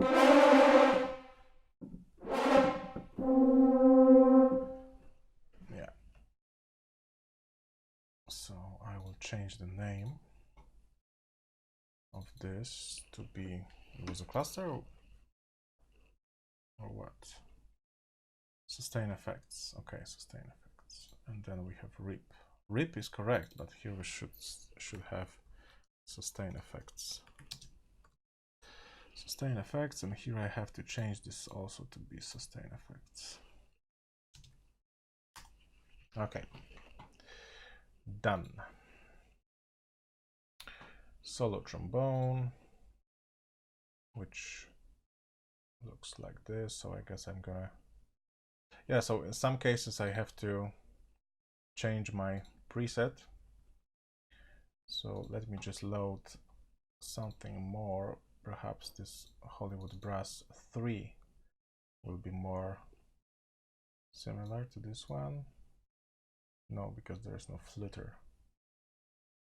Okay, so let me just change this. So I will add this Hollywood Brass 3, and change the trill to be a flutter. And here I have rips. So the same thing happens here.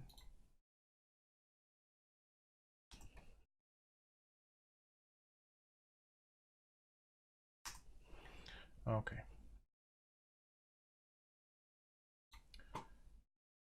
It's very, very long process.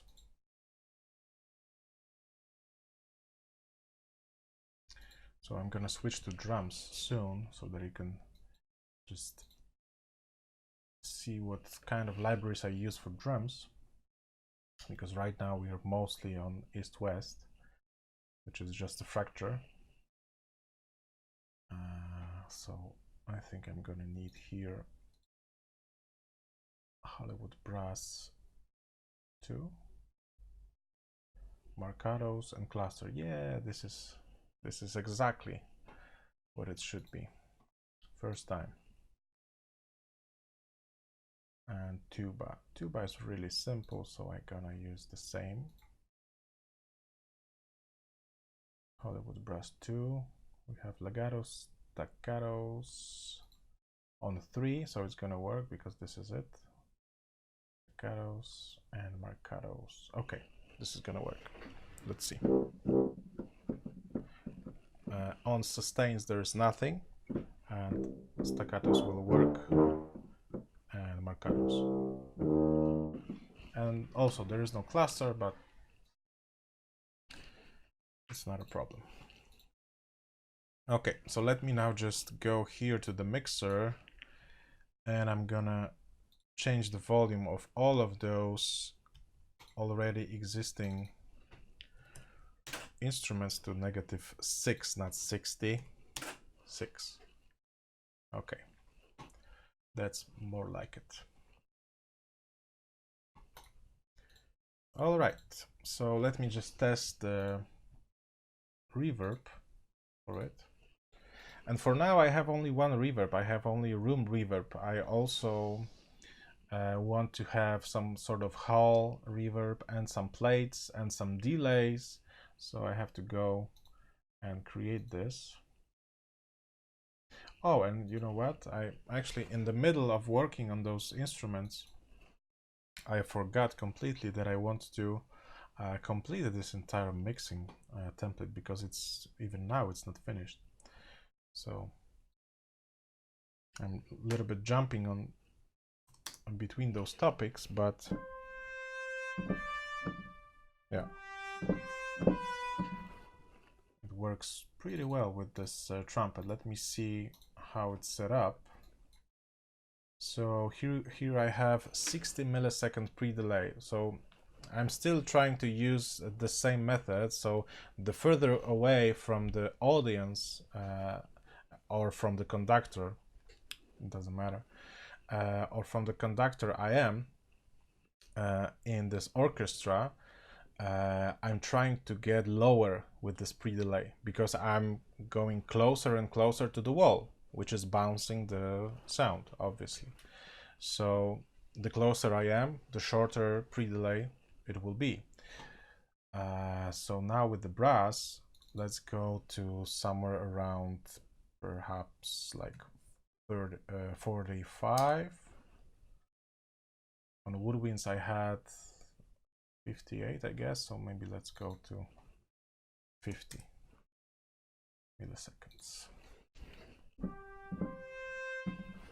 You won't hear it right now, but in the context, in full mix, when every single family of instruments is playing, you will be probably somehow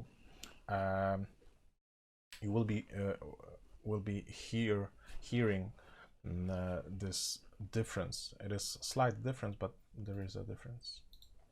Okay, so I won't change this much position because here we have those brasses.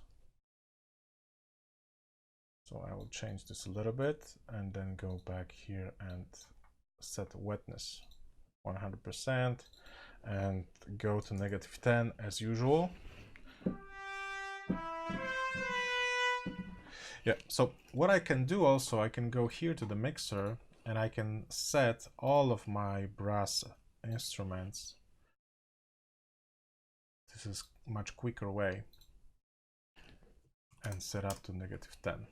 Yeah. So by the way, if you don't, if you use Cubase and you don't know this, if you want to link tracks, you're pressing Alt and Shift at the same time. And then here you can see when I press Alt and Shift, it changes to Q-Link. So now I can change all of the tracks which are selected at the same time. Okay, so let me go now and try something else. I will add more effects because right now I have only reverb, and I want to show you a trick which I use with the French horn especially. So I will add more effects and I will add delays. So I mostly use a replica delay from native instruments.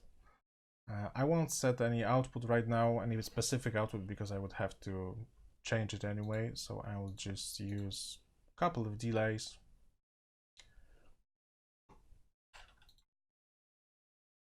Okay. And I will put it to delays folder. So first of all, I want to create a French horn delay. So I will call this, let's say, delay FH. The rest of it, we'll leave it as it is right now. I will use it probably later, but French horn need to be set, the output of French horn need to be set to stems, to brass stem, right? Because we want all signal of every single group to go to the same group stem. Sometimes it's easy to forget this, and it's total mess if you rearrange the routing in the wrong way, and you can hear, let's say, brass reverb in drums stem or something like this. So this is something you need to avoid. Okay, so let me go now to French horns. So now we have French horns reverb, but I also like to use a delay on French horns. So I will add this replica delay. Right now it will sound silly because it's repeating. but I like to use it in a context to imitate sound reflecting from the walls, because the French horn is the only brass instrument which has a bell set up to the top, to the ceiling of the concert hall or scoring stage. So it means that the sound is actually not coming to the front, to the public, or to the conductor. It's actually going up. So what we hear from French horn, the most of the sound is actually reflection. We are not hearing so much direct signal. So I really like to use delay to emphasize this feeling of bouncing off the walls as effect sound. Okay, so let me, yeah, so sometimes I would use just a simple millisecond setup just to set the right interval, and sometimes I would stick to the tempo of the track. It really matters of track type, because if I'm doing something really slow and mellow, I would rather stick to milliseconds and just set up something what just sound good in particular context.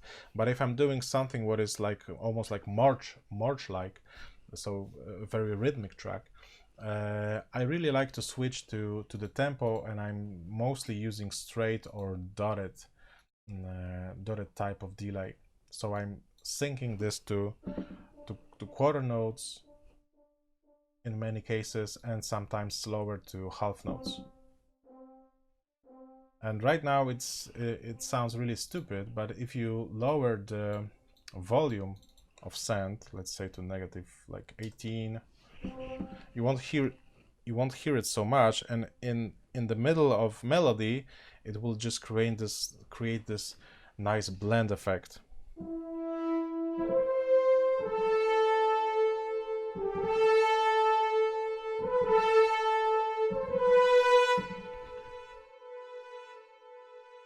Yeah, and now it's too long, so I have to go here and make the feedback a little bit shorter.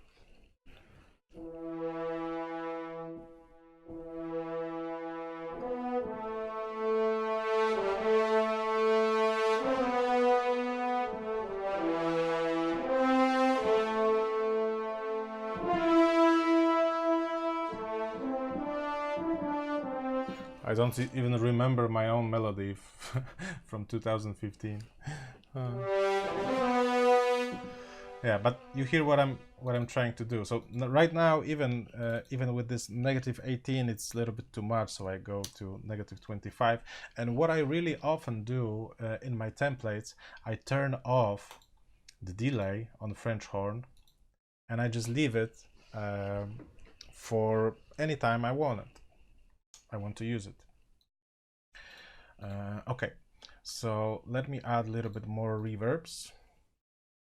So I'm gonna use this time Valhalla Room, which is pretty nice reverb. And I'm gonna use 12 copies as I did before for all of those rooms. This time I'm gonna create plate. So I will change the name to plate. And then hit OK. So now we have 12 Valhallas. I need to close them.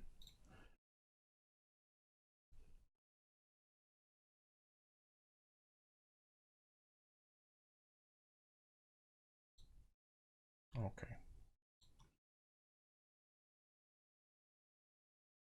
So this is going to be plate. And I will try to use the same order. So there will be keys, orchestra, etc.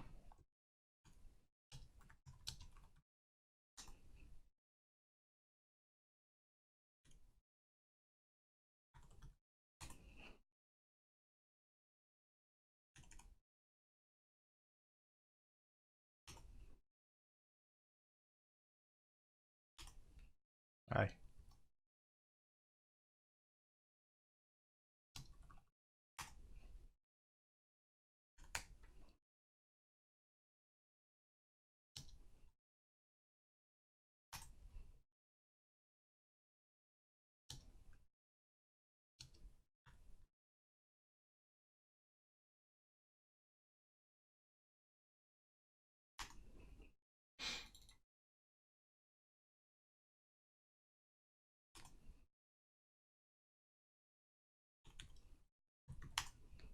Okay.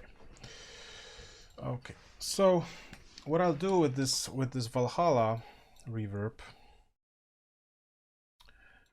I mostly use it for, in this orchestral context, I mostly use it for halls and for plates. So in this case I want a plate, so I'm gonna just use a plate preset from here. Plates, I really like this stereo plate and this big plate, so I'm gonna just use the stereo plate.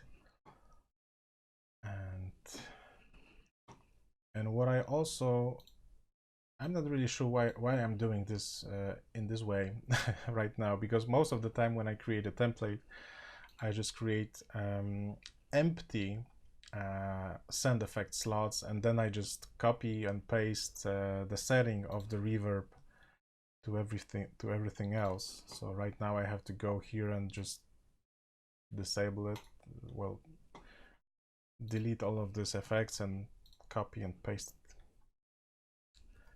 So it's a little bit confusing. I should do it as I always do, in a way. I always do. Okay, so now when I have this plate, I mostly use plates for groups, just to add a tail, because sometimes when I use the room reverb, which is most of the time, well, not in this case, but most of the time is pretty short. It's only giving this feeling of being inside of the space, like a concert hall or like a scoring stage. Then in a mix, it's just a little bit too dry. So I like to use plates just to add some tail to every single group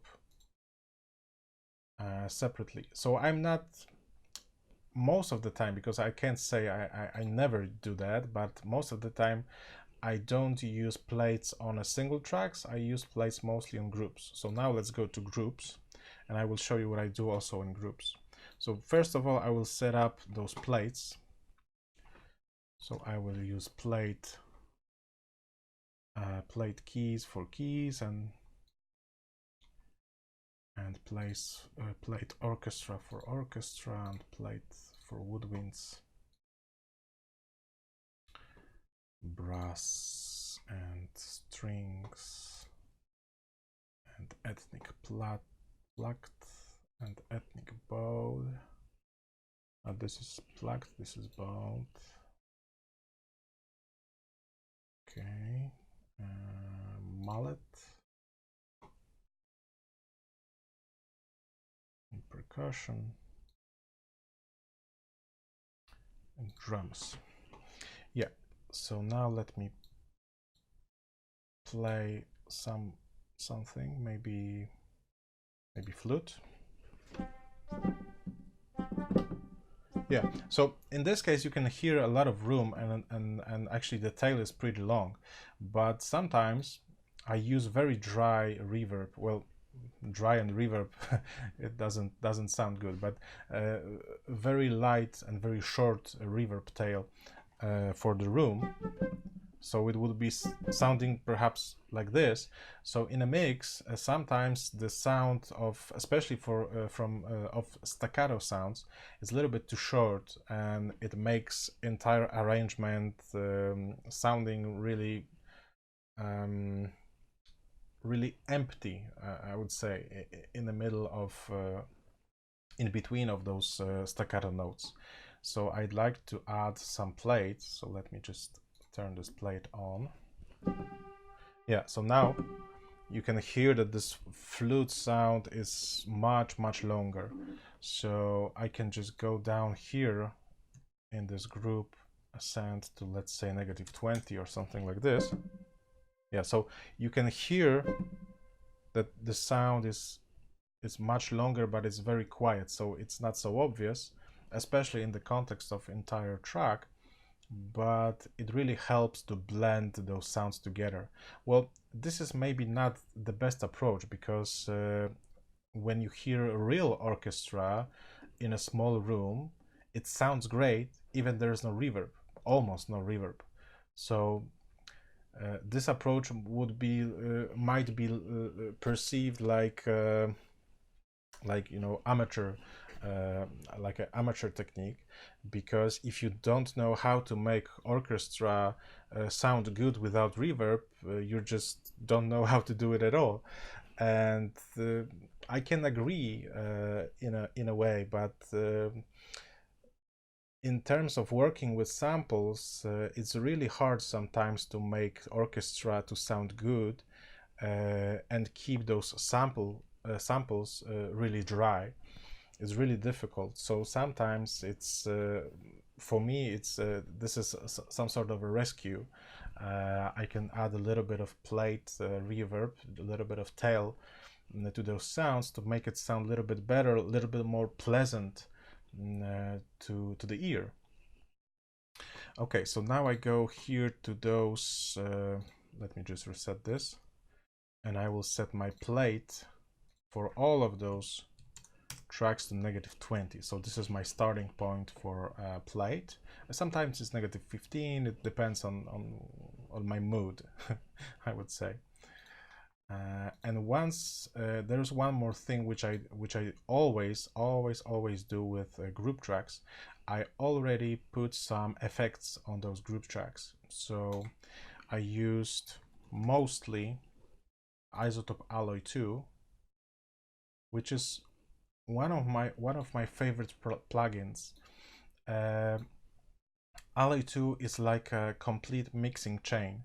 So it's almost like inserts here in Cubase where you can put, for example, EQ, compression, some transient processor, let's for example, limiter or something else. So this is another example of mixing chain, because you have separate effects like EQ, transient, designer, exciter, compressor, compressor 2, deesser, and limiter at the end. So on my groups I always use Alloy, and basically because I really love the exciter of it, and I really love dynamics. I really love this compressor. So what I always do on groups, I set up my exciter to work as a multi-band, and I just change this setup to be something like this. But in many cases I just go back here and set it up for every single group separately, so it sounds good. And I very often use this saturation for brass, strings, woodwinds, and especially for drums. Sometimes even for a choir or even something else. But I really often do this, and then the signal is going to dynamic, so it's going to compressor. So I use this as a bus compressor, so I won't compress much. I use ratio on the level maximum 1.5. So it works a little bit similar to a mastering compressor. So this is very light compression. And I also set up my attack to be 15 as a default, and here my release to, let's say, 150 as a default. And then I go to my another dynamics, another compressor, and this one I use as RMS compressor, so it doesn't take the peak value as a threshold. I set up RMS, so it's an average of the loudness, and I use it here also very slightly. So I use the ratio 1.5, and here I set up something more like 40, so it's more like mastering, and 250 here sometimes. But in a real example, it would look more like this, that I would go here with this mixing to, let's say, 30%, so I can mix a compressed signal with the clear signal. And I do this a lot, especially on drums. so I can make the drums a little bit more fatter. Yeah, and that's it. And I just turn off this entire effect, and I copy this to every single group. I could copy this by copy and paste, but I would also copy those send effects. So if I would do this in opposite direction, if I copy and paste inserts first and then set sends, it would be fine. But in this case, it's too late. So I'm just not thinking straight when I'm talking to you and trying to show it and also speak English at the same time, because sometimes I need to think which word I'm looking for. Okay, so I think this is it. The only oh, okay, there's one more thing about my send effects, because most of those reverbs creates boominess, because if you use an insert sound, which is very heavy in bass frequencies, in low frequencies, it will also create very low reverb. And in most cases, this is something what for me it's undesirable, and I want to get rid of those low frequencies. So what I always do, I always add some sort of filtering to those reverbs. So I add a high pass filter set to 100, sometimes lower, sometimes to 80, and sometimes higher. It depends on the family also, because if I use let's say brass, sometimes I want this low frequency to come to reverb as well. Maybe not so much, but I want some low frequencies. And when I use, let's say, Woodwinds, I don't really want the low frequencies on Woodwinds to be inside of the reverb. So this may vary. So I also use this for most of my send effects. And this is very technical part. It doesn't actually has much to do with composing, but these days composers and music producers are the same person, so you have to know how to make your composition sound right as best as you can, because obviously if we're not sound engineers, and I'm not, we won't be able to do it as good as a professional mixer, but we can try to do it at least enough good for an average listener. Okay, so let's go here again, and now I will switch to drums. I will use some drums. I will add some drums to drum group and use a Kontakt in this case, and perhaps I will use a couple of Kontakt instances already. I will load them already, so I won't have to go back here. Okay, so what I can use, this is actually something what I wasn't thinking about. And maybe yeah, I think I'm gonna use action strikes.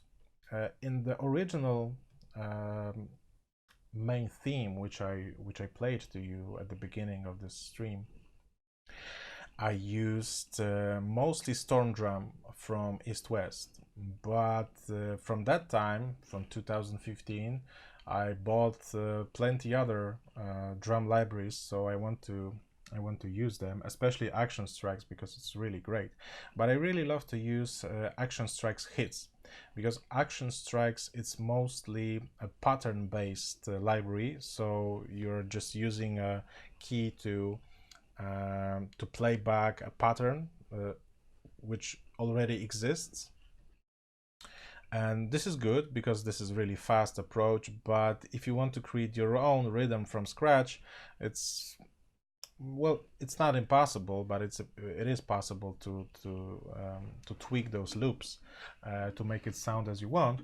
But I really love to use single hits from this library. Yeah, it's loading.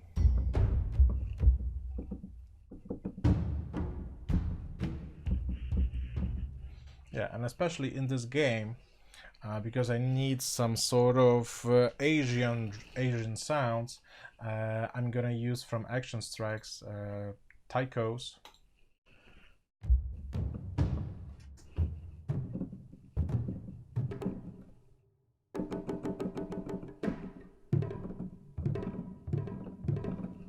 Yeah, this is good. Okay, so I'm gonna use taikos. Let me call this Action Strikes, and I will change the color to be drums. Yeah, and there is one more thing. Sometimes when I want to save the RAM, especially when I build a very big template, I try to use one instrument track, and I'm using Midi tracks to control multiple patches from this one instrument. So it would look like this. I would, let's say, load another Action Strikes hits, but in the second instance I would use, let's say, small percussion, and let's call this AS. Change the channel to 16, and now I will add 2 Midi tracks. Yeah, so this one will play taikos, and this one will play small percussion hits. Yeah, so I use this method quite a lot in my biggest templates to save a little bit, sorry, not even RAM, but to save CPU resources.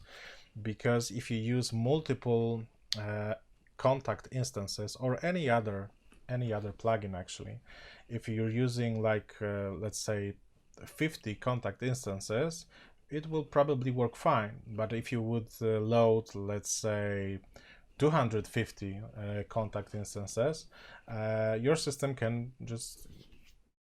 be overloaded, might be overloaded. So when I know that I'm going to build very big template, I'm trying to save those resources, and I'm trying to load similar instruments to one track instrument, and then create a bunch of MIDI tracks which are linked to this instrument.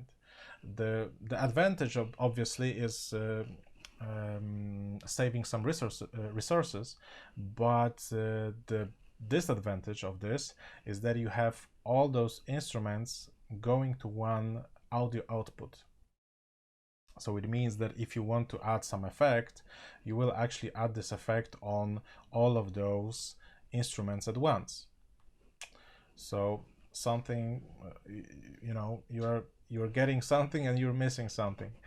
But there is also one method in Cubase which allows you to use both worlds.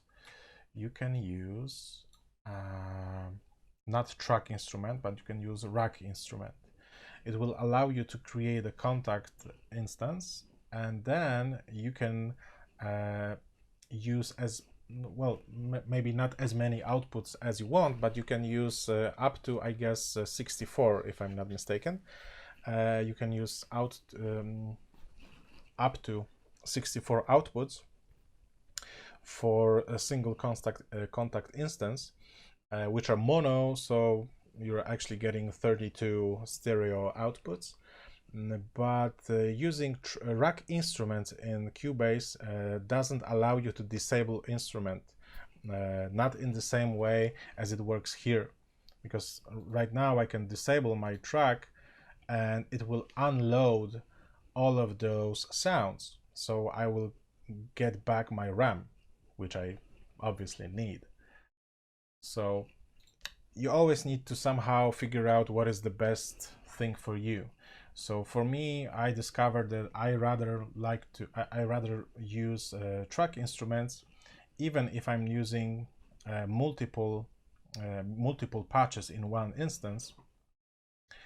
But I'm getting this ability to disable a track and to save some RAM if I don't need particular track, particular instrument.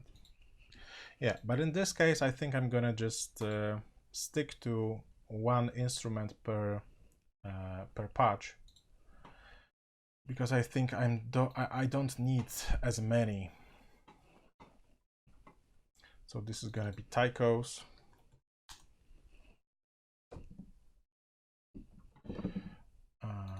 Let me go back here to one. Yeah, and I will switch off the reverb, because I don't want any additional reverb on my samples. I add reverb here in the template. Okay, let's go to the next one.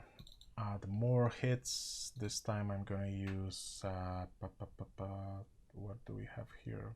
Perhaps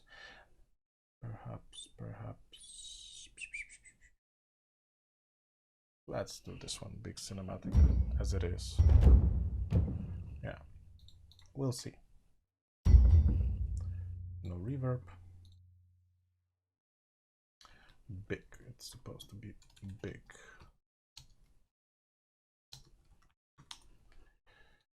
And taikos, let's call it this way.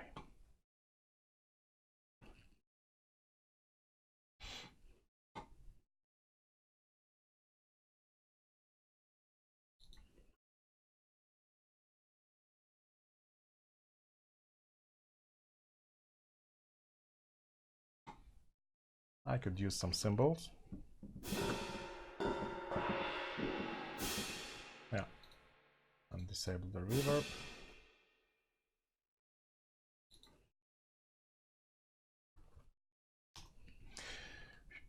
This is something what I actually really truly hate in some sample libraries, that they have enabled reverb by default, really, because this is something what makes the library shine, I guess, when you load it, so you can play it and it sounds great. But I think if you are a professional, you would rather like to have the cleanest version of the sound, and if you want, you can always tweak it. But I really hate turning off all effects on those instruments. Okay, so let me just add one more.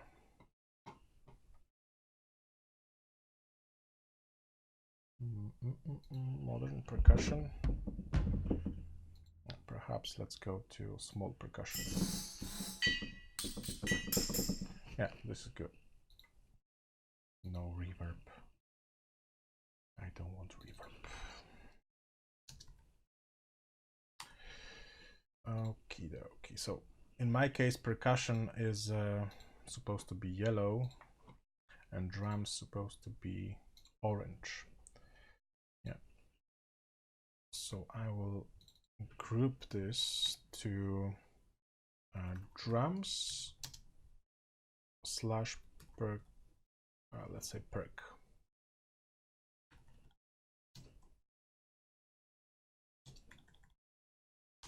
Okay. All right. So I will leave this one as it is, but I need to change routing, because I want percussion to go to percussion and I want drums to go to drums. So I will change this one to percussion. Okay. And let's disable this one, and perhaps I will need it in the future.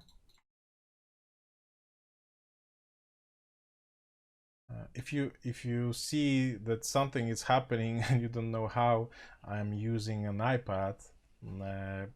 with some shortcuts.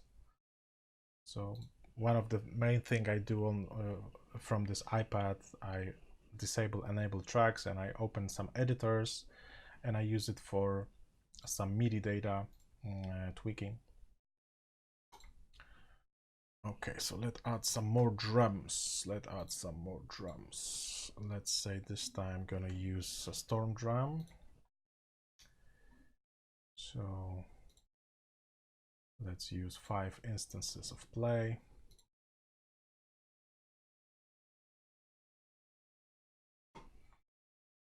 And in this case, I would like to add some Asian sounds because I don't have any other library which contains such good Asian sounds. Well, maybe an exception of taikos, because I have plenty of taikos, but well, maybe not plenty, but a couple of taikos. But I don't have percussion and shakers and stuff like that. So maybe let's start here.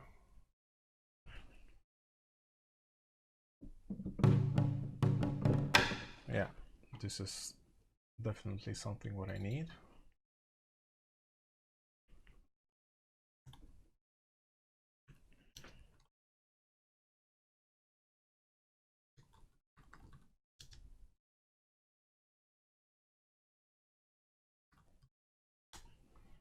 Okay.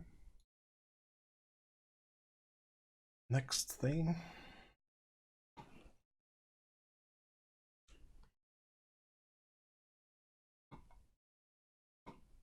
Stormdrum, give me Stormdrum. This is actually ensemble of taikos, but I really love this sound. if you know any of my music, you would be probably tricked by, but if you heard some of those tracks of mine, if you listen to it carefully, you will find this particular sound in many tracks, especially at some break. If there is a break in between some loud, some dynamic, some dynamic parts of the music, and there is a break, you will probably hear this at the beginning. Yeah, so guilty as charged. I use it a lot.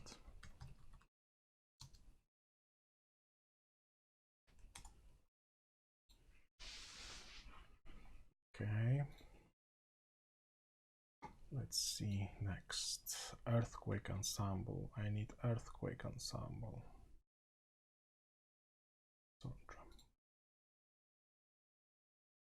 This is also overused by me.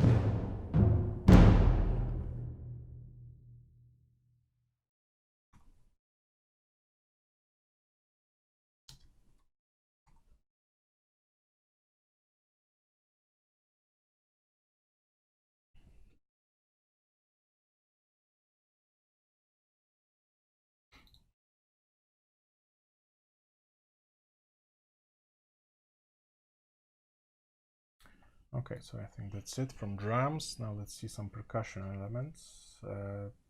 I definitely need some bowed cymbals and maybe some bowed bow.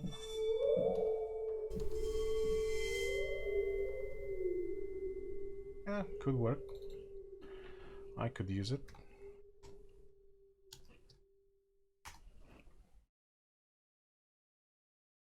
I think I'm gonna need more play engines. But let me route it to percussion, because right now I will be probably load only percussion sounds.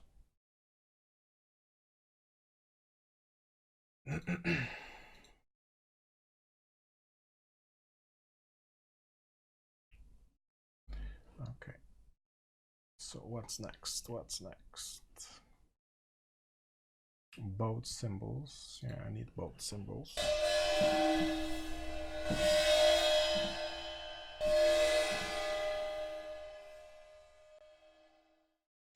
Maybe I will take the level down to -6. Actually, with drums, I very often go to -9 because those samples quite often are pretty loud.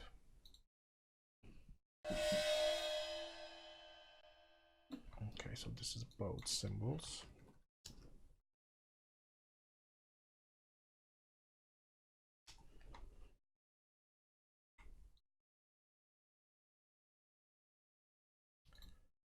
What's next?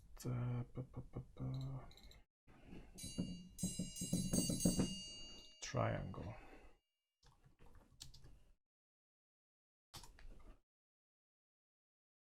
Chinese symbols. Let's add some Chinese symbols. Yeah, definitely.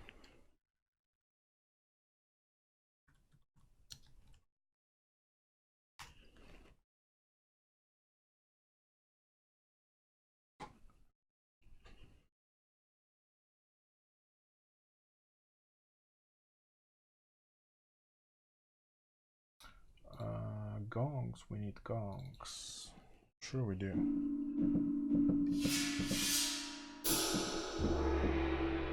Especially this one.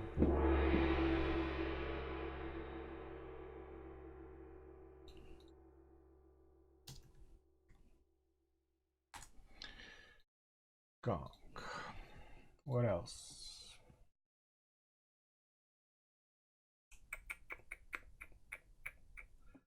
Tibetan prayer circle.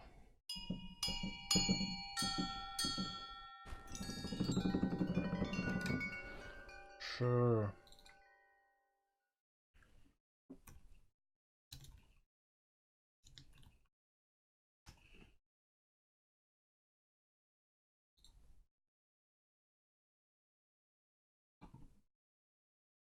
Okay, so let's switch to some woods and shakers. I'm really sure I'm gonna need something like bamboo sticks, but let's check this out.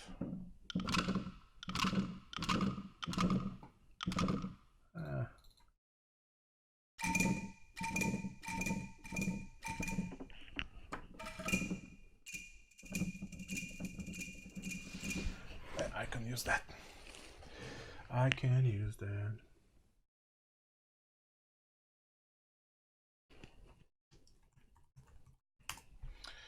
And still need more trucks.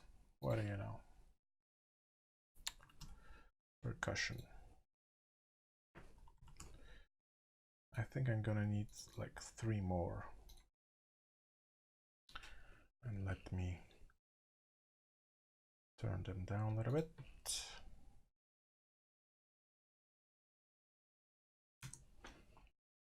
Okay.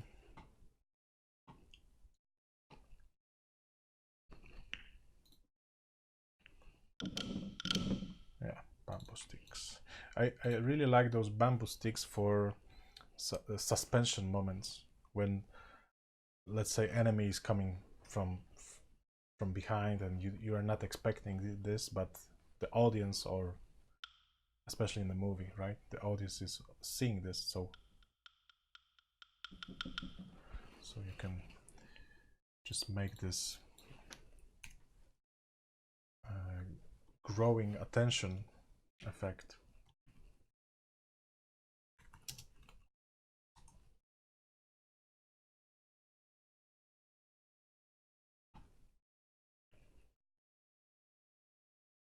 What else? Chinese noisemaker? Not really.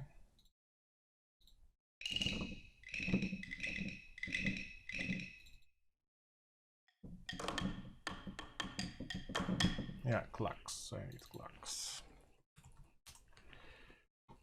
And I'm really sure I'm gonna need Tiki Tiki because this is one of my favorite patches, and still gonna need one more play engine for tambourines and shakers. Yeah, I like Tiki Tiki.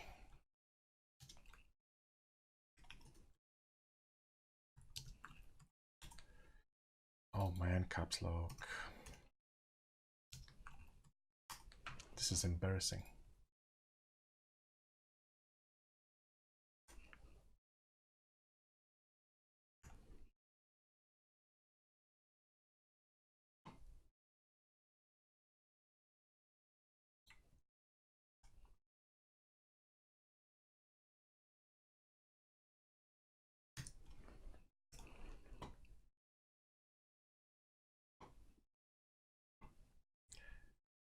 Okay, so we definitely need some tambourines. Sure. And definitely some shakers.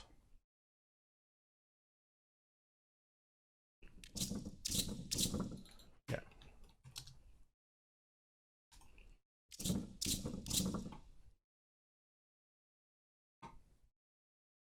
Okay. So perhaps this is it. I need, well, actually I don't need anything else, but since I have one more play loaded, so maybe let's use it for some metal objects. Yeah. Gotta be good. All right. So this is actually going to be drums, but from here, this is gonna be percussion.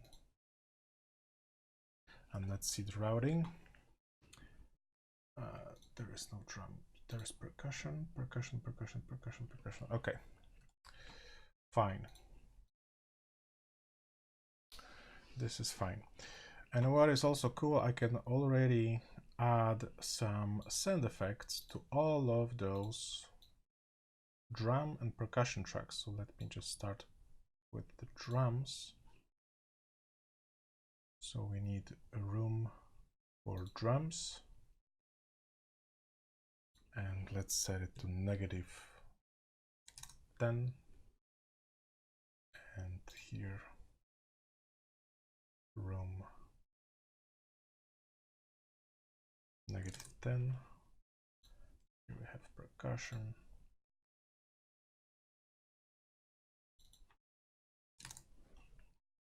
And here as well.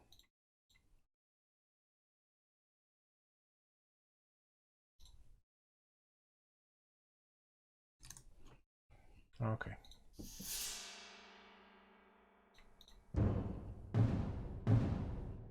Yeah, so, well, actually, in case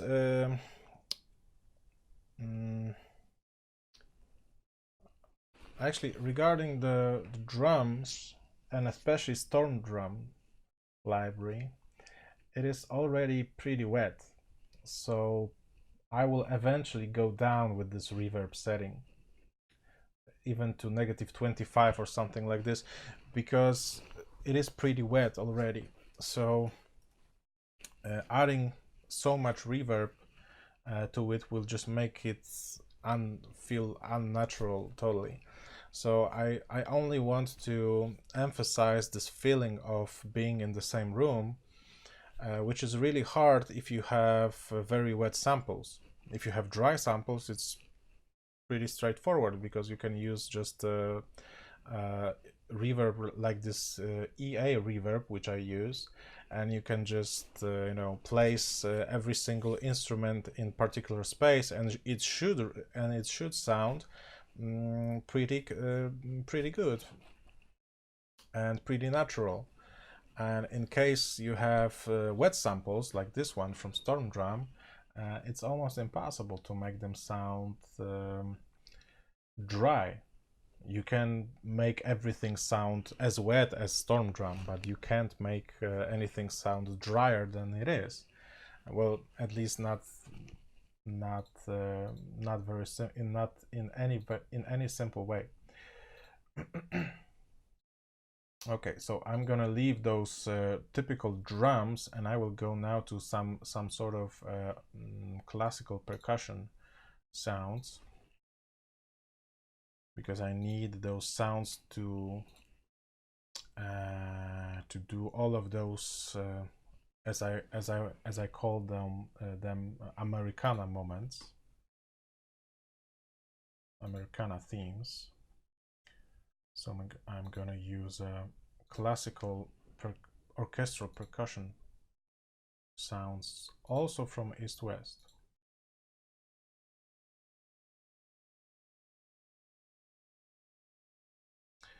I really have plenty of libraries for Kontakt, but my main orchestral setup is still east-west based. That is why, at least for now, I'm using mostly east-west sounds.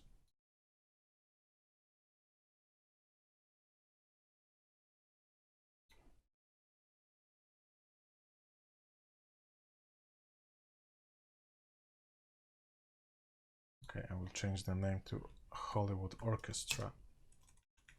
Hollywood Orchestra Percussion. Okay, so let's go. Here's my Hollywood Orchestra Percussion, and I'm gonna start with cymbals. Not pretty sure why, but what's the difference? Okay, so maybe let's start with this biggest tam-tam, which works similarly to a gong. Yeah, but I really like this tam-tam.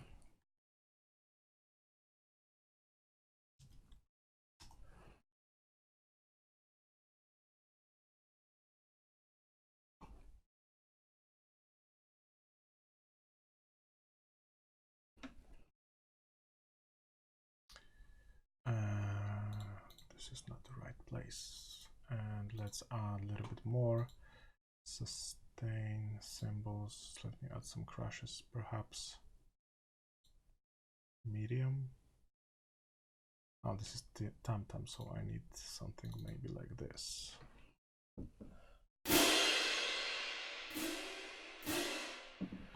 Yeah. Let's do this.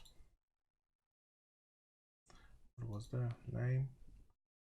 Key crash 22. Let's say crash 22. 22 inch. And let's add some sustain, sorry, sustain cymbals. Large sizzle.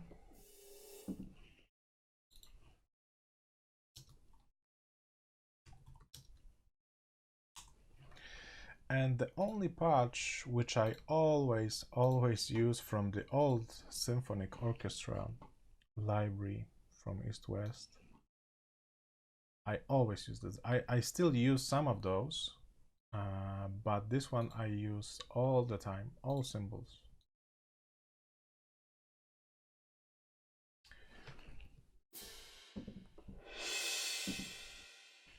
And very similarly to the Dynasty Odaiko patch, which I told you about a few minutes ago, I use it in every single track.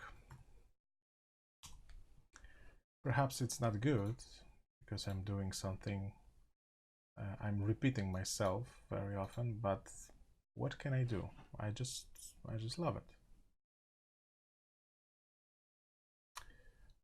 Okay, so this is it. So let me go to drums now. So I really know that I need some toms, and I know that I need some timpani. So maybe let's start with timpani.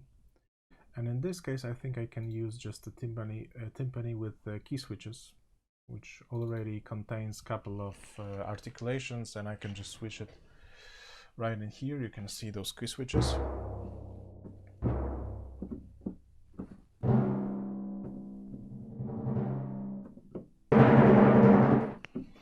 Yeah, so this is gonna be timpani KS, so that I know that there are some key switches on it.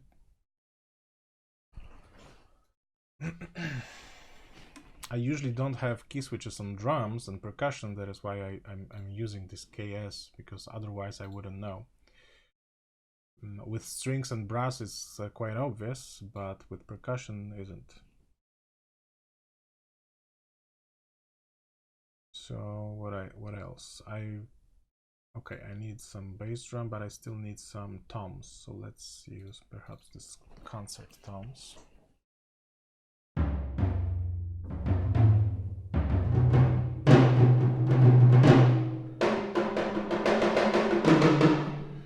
Okay, concert toms.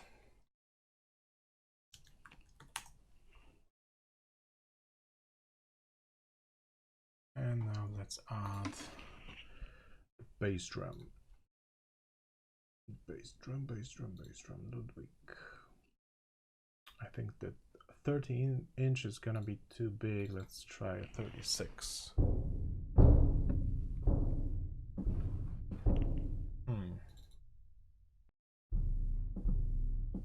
Maybe this one. Bass drum. Okay, so now still need some things like triangle.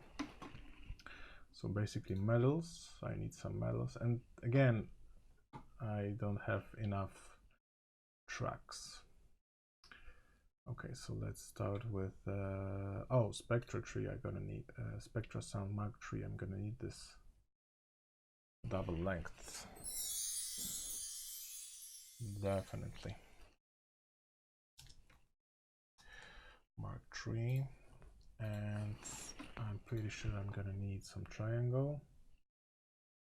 So let's go to triangles.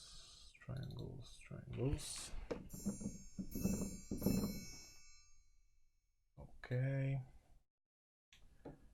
So this is triangle.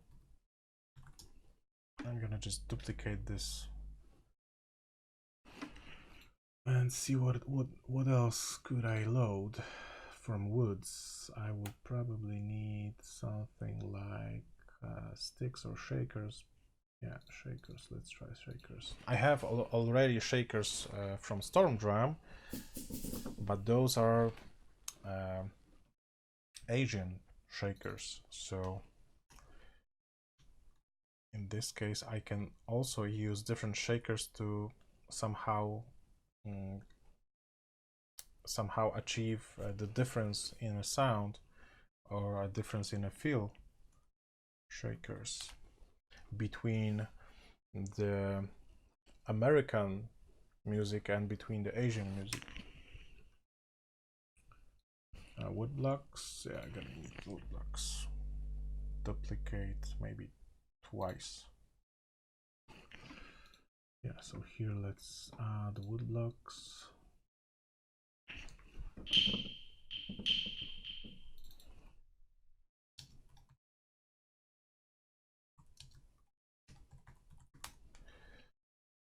And last thing, let's try Ratchet. Yeah.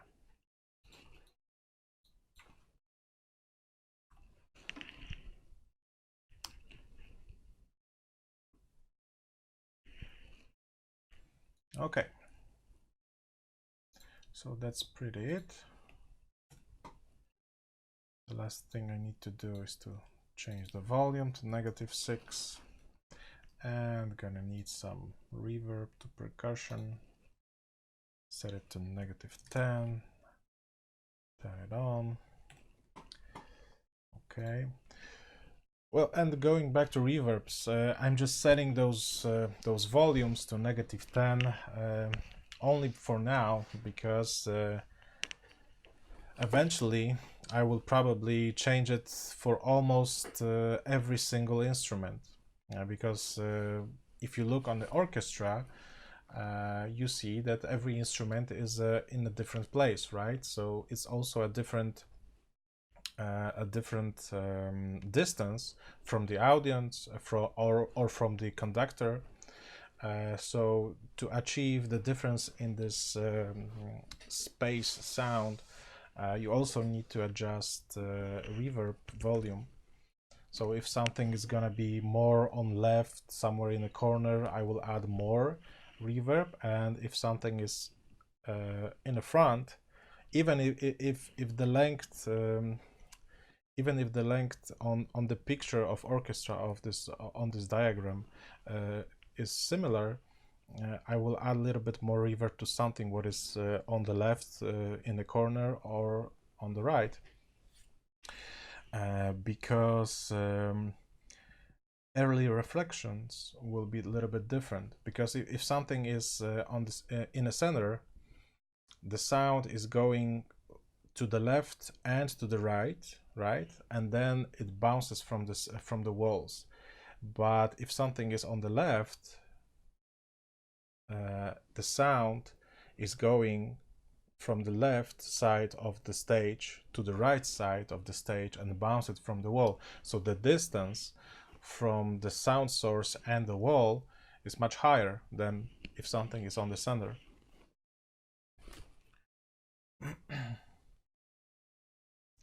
Okay, so what else? What else? I will leave the drums and percussion, and I will try to add some ethnic sounds. So I will use ethnic bowed or plucked. Maybe let's start with plucked Kontakt. And I will show you very, very cool, free, totally free instrument.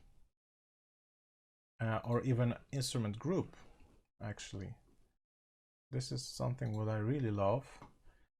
But I have to give a credit to a Ruben from what's the podcast? This is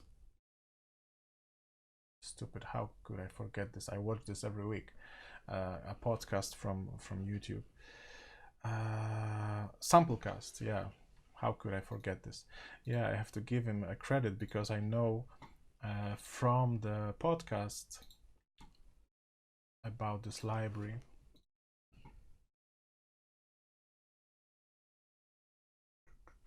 Where it is? Here it is.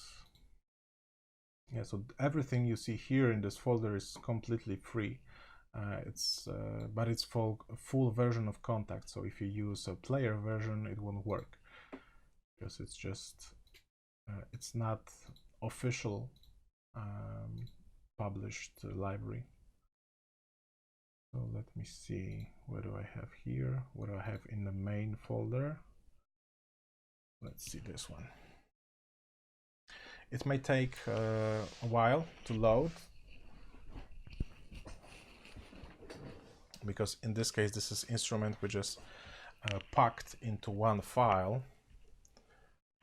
So I guess Kontakt is trying to reveal what is hidden in this archive file. I'm not really sure why it's taking so long back, but this is how it works. Yeah, so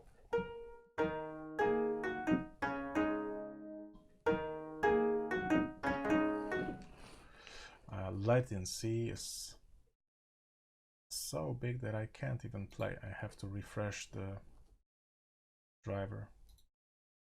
Let me see now. Yeah.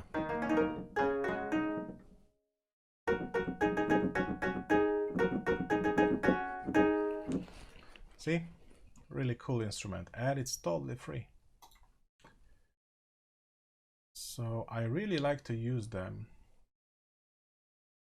And what is great about Kontakt in terms of making templates, you can easily copy and paste names of patches. So in play version, in any play instrument, I can't do that. So I really like to use this one here. Oh, I should copy this one actually, because all of they are called Gaigejum, however you pronounce this. Yeah, so this is all band. Yeah. So as you can see, various string instruments. Oh, this is just 18 string. Okay, so let me just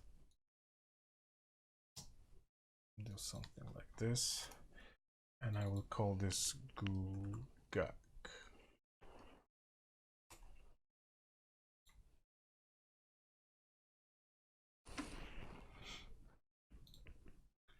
So what else do we have here? Actually, those names doesn't tell me anything.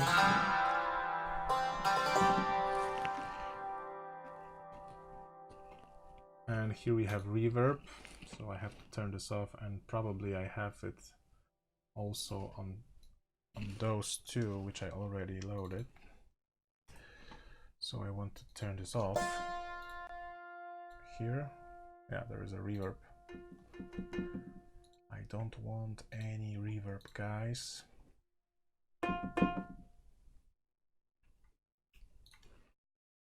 Okay.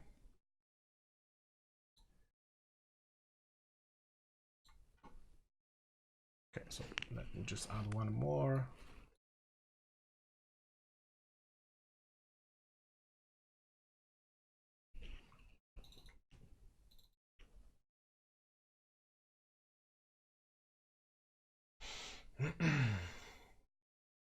Okay, it's loading, so I will just drink water.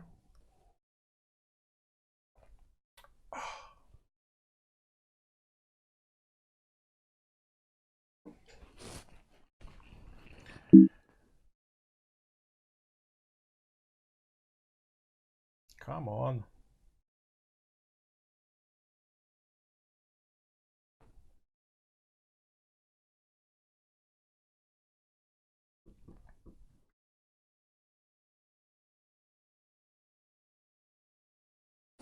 Okay. Oh, this is a woodwind. This is a wind instrument. So it's not bad, but I wanted to do only plucked instruments here. So I'm really sorry that I don't remember those names, but those names are so crazy for me. But, oh, this is really good percussion instrument. I also like it. I haven't been using this for a while because I didn't do anything what needed any Asian feeling, but it's really fun to go back and revisit this library. Yeah, so it looks like I'm gonna search this forever. Perhaps I will just leave those three which I already have, and that's it. Yeah, this is another wind instrument. Okay, so I will just remove this, go to my mixer, and now change the volume and add some room. Ethnic plucked, -10. Okay, so let me just tweak the reverb for this one, because I didn't do anything with the plucked. So yeah, and here comes a problem, because how do we actually place in space Asian instrument when we are using an orchestra setup? Well, in this case, I am going to treat this as it would be a part of orchestra. So I would probably treat this similarly to woodwinds, or even to strings somehow. Sometimes if I use only a solo ethnic instrument, when I have entire orchestra and only one solo or maybe two solo instruments playing with them with the orchestra, I treat this as a vocalist, so I put it here. Because most of the time, if I use only one ethnic instrument which is playing solo, it should be at front, because it's important. It's playing some kind of melody which is a theme or something else. But in this case, I would rather use it as an ensemble instrument, as maybe not ensemble, but as an instrument which is playing inside of this space as the orchestra. So I would put it somewhere in between strings and woodwinds. Perhaps this is not the best solution, and maybe if any one of you is a sound engineer, know that this solution is really bad. So if so, please write me a line, because like everyone else, I'm still learning this, so I'm still looking for best solution. So if you have any better idea, I will be really happy to hear it. and I will change also the pre-delay. So if I'm setting this like I set the Woodwinds, I would go here to, let's say, 55, maybe 54 milliseconds.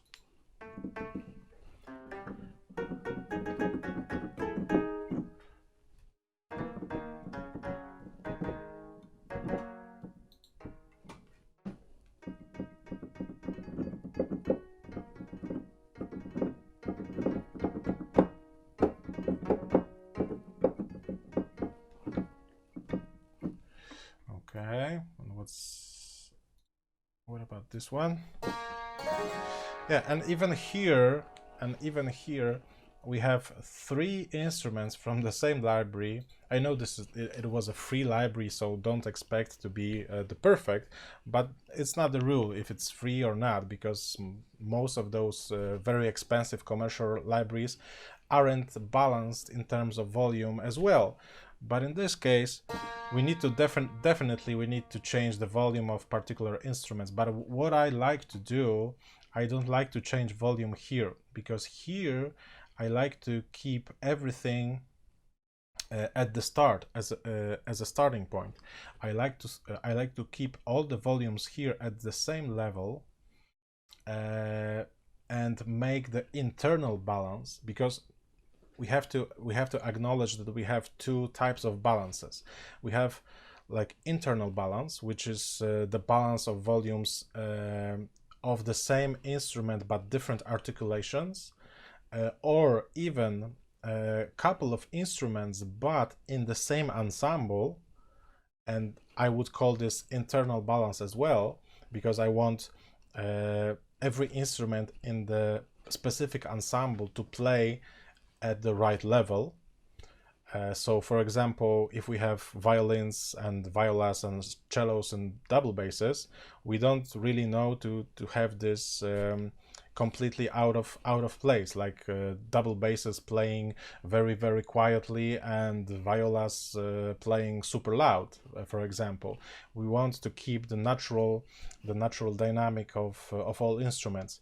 So for me, this is internal balance of single instrument articulations and single instruments in one ensemble.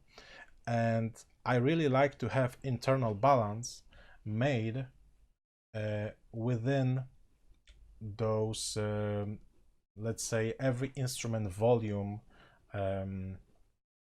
internal volume. I think this is a good I think it's the right explanation. So I really like to set the right volume of the single instrument here and make it sound right with other instruments in the same ensemble. And then when I go to making external balance, so I'm trying to balance volume of specific ensembles, and then I am focusing on how loud strings as an ensemble should be in comparison to brass, for example. So obviously brass, especially French horns and trombones and tubas, and even trumpet, because a trumpet, if playing really high, it is also very loud. So basically I want brass to be louder than strings in almost any case. So when I'm doing external balance, then I'm trying to move those faders, and then I'm trying to find this right balance for all ensembles. Or even not those faders, but the groups sometimes. It also matters what kind of libraries do I use, and do I mix libraries, because if I use the same only one library for brass, for example, if I would only use this East-West brass, I could probably just go here to the group and just make it louder for brass and make it quieter for strings. But if I gonna mix libraries, let's say brass from East-West and perhaps brass from Auddict, which I also have master collection from Auddict, or even Symphobia brass, which I also use many times in many cases, then I would probably have more tracks to balance with themselves, then I would probably use those faders to make the right volume for every single library and every single ensemble. Okay, so enough talking. Let's go back here. Let's say that's definitely too loud, so I'll bring it down. Let's compare this to this one. Yeah, this is quieter, but this is also different type of playing, different style, because here we can hear that this is plucked by using fingers, and in this case it sounds like more like a hammer. So the hammer probably will be a little bit louder, right, than fingers. So I will leave it, this one I will leave it as it is. Oh no, maybe let's use this one as a reference, and I will make this one louder. Let's make this one louder, this one quieter.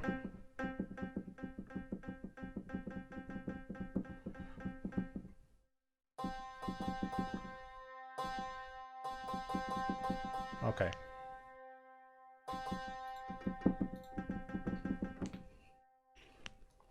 What is also a good technique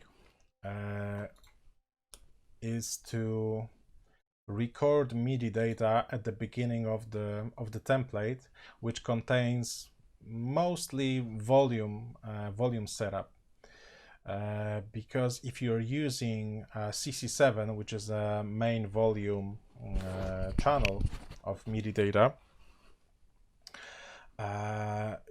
you can just accidentally sometimes change it. So if you have this recorded at the beginning, you're safe, because you can always go back to the beginning of the track, play it one more time, and now every single volume is set up correctly. So how you can do it? Well, you can do it manually. You can just draw a single event at the beginning, go inside, and just set right expression, sorry, not expression, the main value CC7, and let's say just draw like this and set up the volume for the track. But if you use a MIDI controller, it is easier just to record it with the MIDI controller, because you can just if you set right volume like I did, and I used actually MIDI controller. Let me just switch to the second view.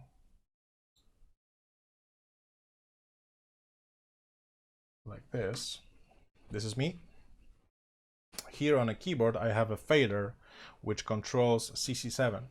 So what I can do, I can just play, right? This is my CC7 which I'm moving, so it can be quiet and can be louder. And now I can record. See? And this is my volume change. So what I can do, I can just record it at the right volume. So this is be roughly my main volume of this instrument, and I can do it for every single one. So this is again very time-consuming process, but it's worth of this effort, because if you set it up right, then you can use this template in many other, even for a startup, for making another one. Because if you do a template like this, and let's say you start with doing a template based on just orchestral sounds, and it will take like, I don't know, 100, maybe 150 tracks, including groups. And then you decide to make some sort of hybrid template. Basically, I'm just recalling what I did, because when I was doing a template, I created just a clear classical orchestral setup, with only orchestral instruments.